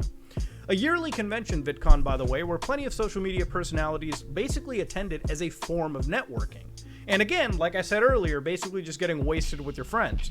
VidCon is not something I care much myself to attend. I'm not some large YouTuber that's going to be there as a featured creator anyways, so for me the kind of nonsense is just hang out with my good friends. had given $1 million to his nonprofit and also attended the event, and asked that if they attend the event, please come with a little disclaimer that it was likely going to be a bit of a mess. Remember that quote for later, buckos. Since he was in Austin anyways, he decided that this was a stop along the way. According to this comment, he's a simple guy. You give the man 7 figures and he'll show up to a psychedelic thing and say hi. Now remember when we talked about no sellouts? Well, I'm not saying this is indicative of the definition selling out, because honest to God, I hate the term due to the fact of its cloudy definition, but it's a rather interesting cross-section to unearth that at such a convention or a festival, this kind of money would be traded in exchange for what actually appears to be a clear-cut favor. We're going to find out later why Louis Rossmann right to repair is even brought into the question to begin with. I'm not saying that the trading of any money means that you're immediately selling out. Vad är det med YouTubers som gör helt jävla skadade festivaler som inte leder någonstans? Alltså som är bara helt jävla katastrofalt dåliga. Jag vet inte vad det här. Det kommer upp någon jävla live-chat här. Det måste vi göra. But rather, amounts like this being traded clearly show that there's some level of corporate influencing. You don't have to charge for tickets like Greg would think. I don't like sellouts. I think iDubbbz is lame. I think Hassan is lame. I think a lot of these people that are just, in my view, and you can disagree with it, fine, but they're just totally catering to whatever they think that the audience wants. What makes them specifically sellouts? The kind of like political slants they take, messaging they use, the nature of what they do as being informed by, as a reaction to the culture. Hassan Abi är en sellout för han tar political stances to their audience, instead of like actually what I would consider a real artist does is they don't chase trends, they make trends. You know, they're not waiting for the approval of the culture, whether it's politically or artistically, to do something. They're just doing something as an expression. But you can exchange money to bring people to speak about topics that can literally influence the larger population.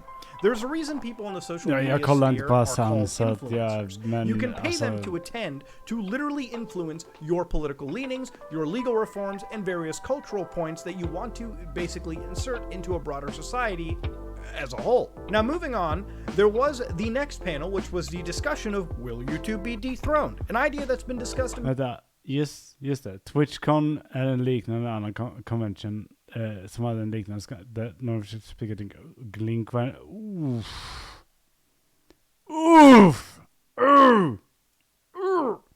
Jag gillar inte Glink.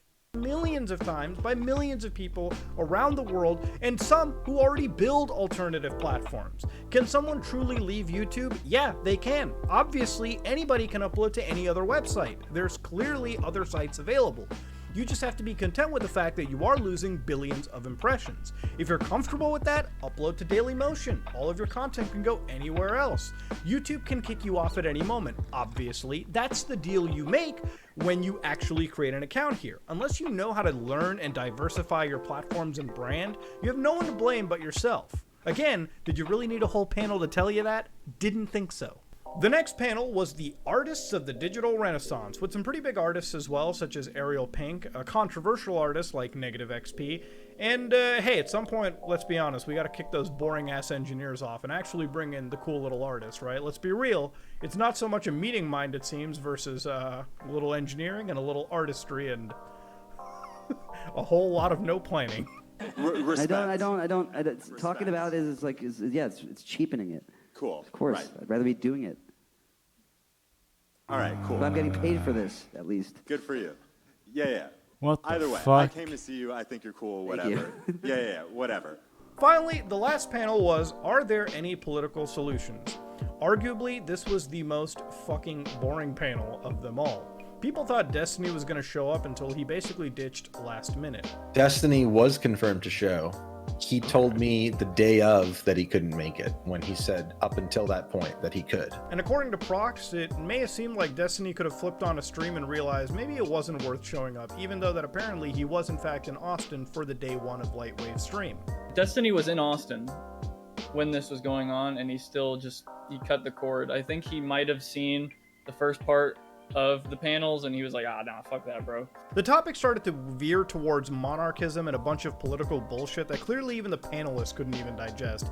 And by this point in the night, I was doing shots with the boys, and I was plastered so hard off my ass, so honestly, I couldn't even begin to tell you anything past that. You gotta ask Prox or somebody who actually was at the convention. Look, it's a long stream. I'm not gonna be there for the whole few hours, okay? I had shit to do that day. In between all these panels... Monarchism? Så du har ett online-event där du pratar om frihet kring konstnärskap och de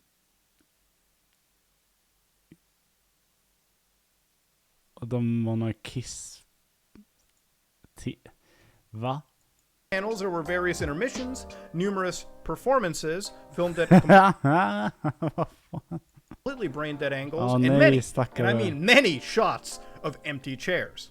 Roughly after I woke up hours later, after a night of bar hopping with the boys, I was excited to see day 2. Was it going to be streamed? Only to realize it never ever happened. According to Greg, this was a recorded affair for a documentary he'll be releasing at some point in the near future. I have all the footage from the day 2 thing. That wasn't streamed, but that's going to be in the docuseries that I'm going to have on YouTube soon. Now, shifting to the technicals of the event, liberal monarchist. This 3-month-long culmination of life's efforts didn't really seem to be ready for the cameras right until the last minute, basically.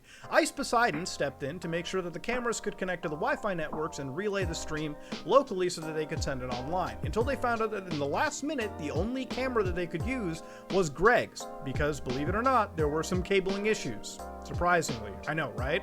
If he wasn't there, there wouldn't have been a stream, like straight up. And shout out to Prox, by the way, for getting lowballed completely on his pay, and also Ubering Greg's friends around because, like security for the panelists, it was also considered an afterthought to have basic transportation. We settled on like $500 for like 3 days of work. Remember those panels and the little background PowerPoints, the opening of Lightwave where Greg slapped some JPEGs reminding us that the event is not corporate, there ain't no Amazon AWS, no goddamn Microsoft here, ladies and gentlemen. Those PowerPoints were literally made a day before, thanks to Prox again, once again reminding us that this whole event took way less planning. Men kolla här.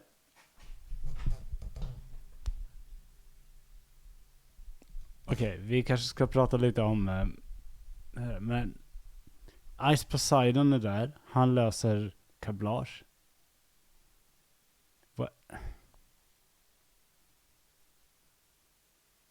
Varför är det så här varje gång högern ska göra någonting? YouTube-högern kan inte ens fixa ett YouTube-konvent. Glink.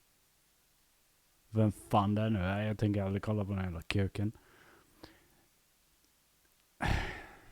Alltså jävla... Vi kommer behöva lite Planning that even some of my daily shit posts on this exact website. Greg's like, okay, listen, Prox, could you do these graphics for the presentation? You know, what's behind? I don't know, Greg. You know your vision much more than I do. Why am I trying to do your graphics right now? Why isn't this done? As someone who just said like, hey, I want to help you film your documentary and do mainly film stuff, not design your graphics for you for the presentation the day before we're doing the event. It was very clear as soon as I arrived that this was gonna not be as planned out as I thought it was going to be. It really seems like everything from the planning to the event to the streaming of it to the online audience may have taken months to do, right? Like, I mean, hey, that's what we were told, but realistically, the ball was dropped so much that it seems like the planning phase, while this may have been an idea months in advance, it never really happened.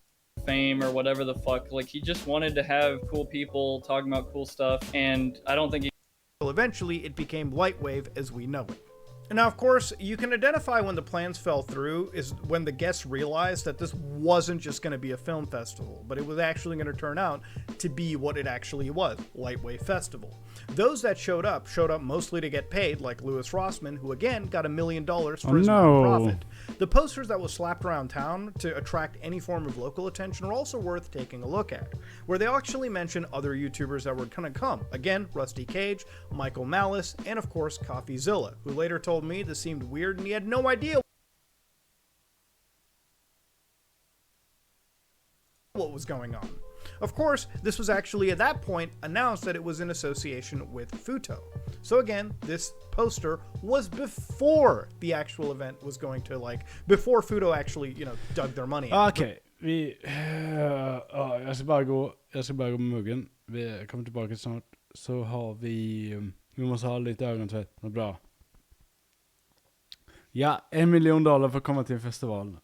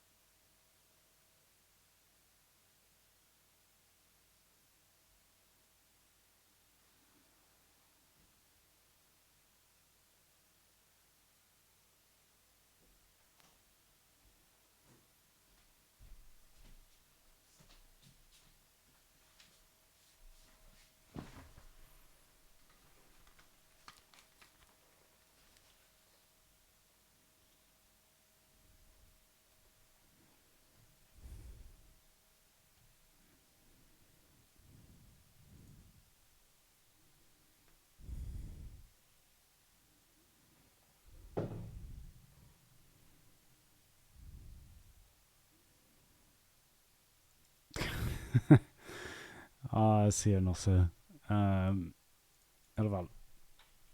Vad ska vi ha som ögontvätt? Jag borde ha någonting. Jag orkar inte se det. Jag tänker se färdigt det där sen på egen hand.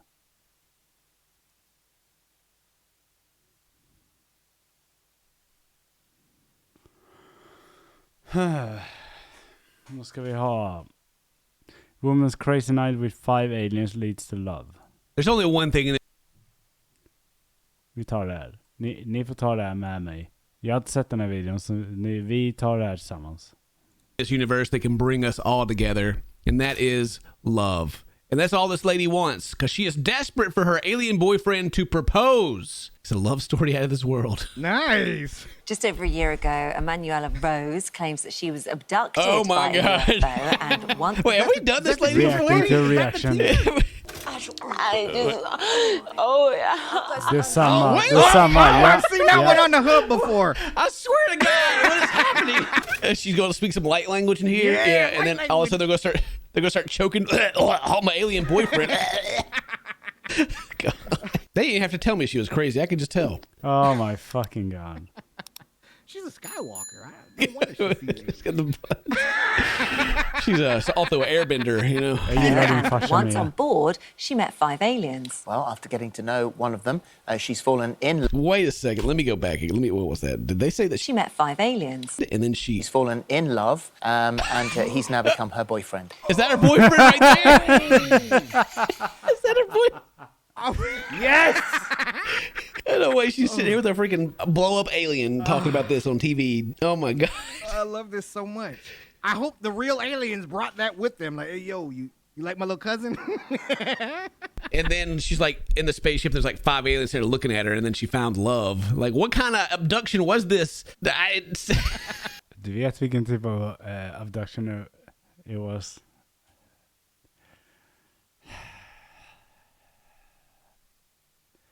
It was a 5DP. The other ones got deflated when they entered the atmosphere.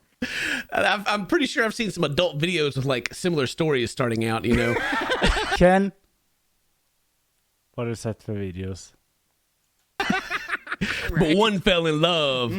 They're desperate for him to propose. In fact, she joins us today alongside Emmanuel, whose spirit she has placed in the body of the inflatable doll. How did she put the spirit of this alien into the doll? How did she do that? Oh, well. She's light bending. Yeah, I was going to say she's light bending for sure. Alien spell. Yes. Taught to her by him. Only she knows it. She can't teach anyone else. Aliens love Give me that alien dick. the show, by the way. And Oh, they're good. watching today. They're learning so much about humans from the show because you touch on so many topics. Oh, good. They're just like, oh, yay, that's wonderful. The morning show represents all of us, really. She even speaks I like think I would it's- have expected her to. Like the accent and everything is perfect. So, Yeah. oh my God, guys! Like, thank you for having me. Like, yeah, like here with my alien, my boyfriend. Yeah. Yeah, he's a placeholder. So, my alien boyfriend. Vänta. He's a placeholder. Du vet vad jag skulle älska? Om min flickvän kom in och sa så här, bara så du vet älskling, du är min placeholder. Då hade jag bara, what the fuck? Communicates with me telepathically. So he uses the power of his mind. It's gonna. Can't do it if you take that head necklace off, you know what I'm saying? All right, so okay, he doesn't have a physical body, so his spirit's in there. He speaks Men han är ju där, han är ju uppblåst. Ser du inte det, Ken? to her telepathically, and she probably feels his energy too. That's like probably another thing. Yeah, she's gonna feel Yeah. the energy for sure. Oh yeah, she loves feeling that energy. But because aliens are love and light. Aliens are made of love and light. You know, that's all they're made of. They just so much love. It just so happens to be that this particular species of alien is the one that's visiting us. Or are they all the same? As far as I know, see, my boyfriend doesn't want to tell me too much. Cause He doesn't want to tell me, you know, because then you're literally making up stuff. You know. Han är en uppblåsbar docka. See, my Han kan inte boyfriend säga doesn't så want to tell me mycket. too much because the less I know, the less the FBI can kind of interrogate me. Oh, if you it's see the what FBI. I mean. But Oh, that's basically, Girl, don't worry. The FBI ain't coming for you. It's fine. They don't. You're cool. The worried about FBI does Emmanuel. not care. Jag tror att skelettkvinnan i Jönköping har lite bättre case än den här alien-kvinnan när det kommer till saker. but in the alien communities on other planets, it's like a downgrade to come to Earth. Like when they get sent here, it's like, oh no, They you don't know. really want to be here. Yeah. But they're Oh no, that means she's like that skinky. Back over the started just on Instagram. Yeah, it did. There you go. But and I have an Instagram, and I right. In Kardashians for the shade. Oh, and they were confusing. Nobody understands the Kardashians. It's fine. You are what? Sucked out of the flat? Well, how did you end up on the spaceship? Yeah, it wasn't that like aggressive, but it was kind of like that. He's just sitting like at 5'8". Ship fired me up to the UFO, and it was just that crew, little spaceship, 5 of them, you know. Why is it like so? Oh, it's like all in, but He doesn't name does it have an actual name because aliens don't have names the way that we do. But so I changed my name actually to match his. So now I changed my first name to my middle name. He doesn't have a. He is. She. To his planet, I can't travel too far because my human body can't really take far travel, like to his planet in the Andromeda Galaxy. Bruh. Ooh. The Andromeda Galaxy. What is this freaking? What is that Mass shit? Effect. Yeah, freaking Andromeda. You know, his boy Shepard really came through, and it was him and his boy Rex. You know what I mean? Like it was all 5 of them. Oh, so you know with the Andromeda. But we go to like Cinemark and stuff. But we go to the Cinemark. No, he doesn't really take on a human form per se. It's more like So you're walking into the cinema with Oh my this God. One, but like the actual alien becomes invisible then. Oh You no! know, essentially Oh, anyone looking at you, you're going Yeah. on your own. She cheating on it. All right. She cheated. Yeah. She Yeah, cheated. dude, I was hoping that she was gonna say that like he takes the form of just like some dude, like whoever she's just like Around. whoever that dude that she's just like, yeah, let's go out to a movie. You're gonna be my friend. They just ask, If you go alien, you'll forget Earthmen. oh, there you go. She's like, all right, okay. He doesn't really understand. You have like a Hold it. he can All right. Can go because it would kill me. And you will. do my. But that is how How is he so dumb? He doesn't know what a ring is. Like it's an object that's been formed into a circle. I mean, It's a simple metal. chips and big rock, and he got me some pebbles from the beach. Oh, so cute. To be able to bring you some rare rock from somewhere in the Andromeda system. That would not be acceptable because people would know straight away. Oh, and yeah. I don't want him to end up in Area 51. That's the line right Oh, there. The line God. is when he brings foreign safe, we're in trouble. Fresh though. So that they can tell us what a mess we're making of it down here, how much better it could be if we did it a different way. We'd love a very clean power source. Chill out, dude. He's only here for this booty, dude. All right. That's right. He's here for he's here for me. He ain't here. Not a lie. Jag hade också kunnat göra det. Så. Only here for the pussy. He brings his entire crew think, oh my God, we've got to go to Earth. He's seeing her again. Yeah. Wow. They're all Yeah, that's exactly right. Yeah, they hate it. My pussy, it's He's that the commander. good. Shepherd. But the thing is, there are scenes of documentary. It's okay. It's so dumb. Ni får...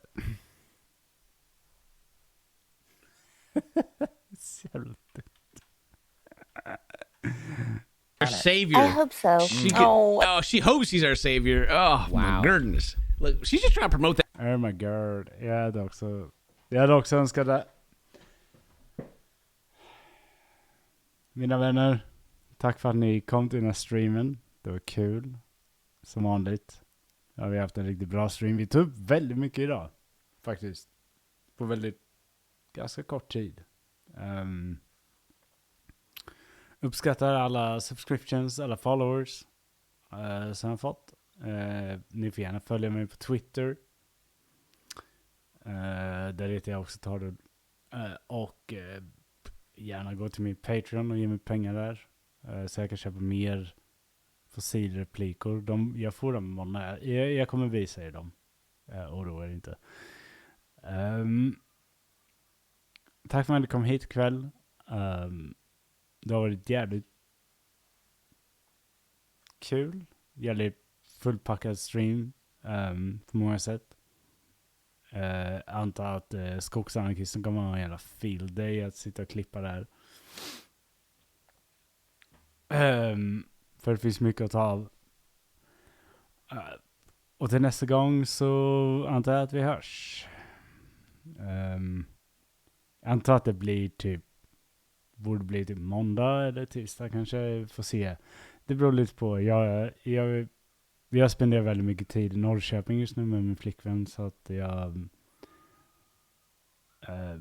tar streamsen när jag är hemma och tar hand om katterna. Tack så mycket för att ni var här. Och jag tänker köra crab dance igen. För att Alex och Jons är borta. Vänta. Vi ska ta minivy. Bara vänta. Förlåt.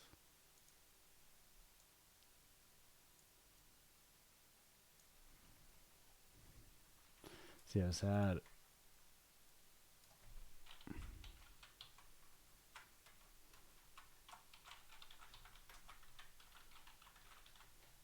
Vi gör så. Jag låter ingen spoila min lycklighet över det här.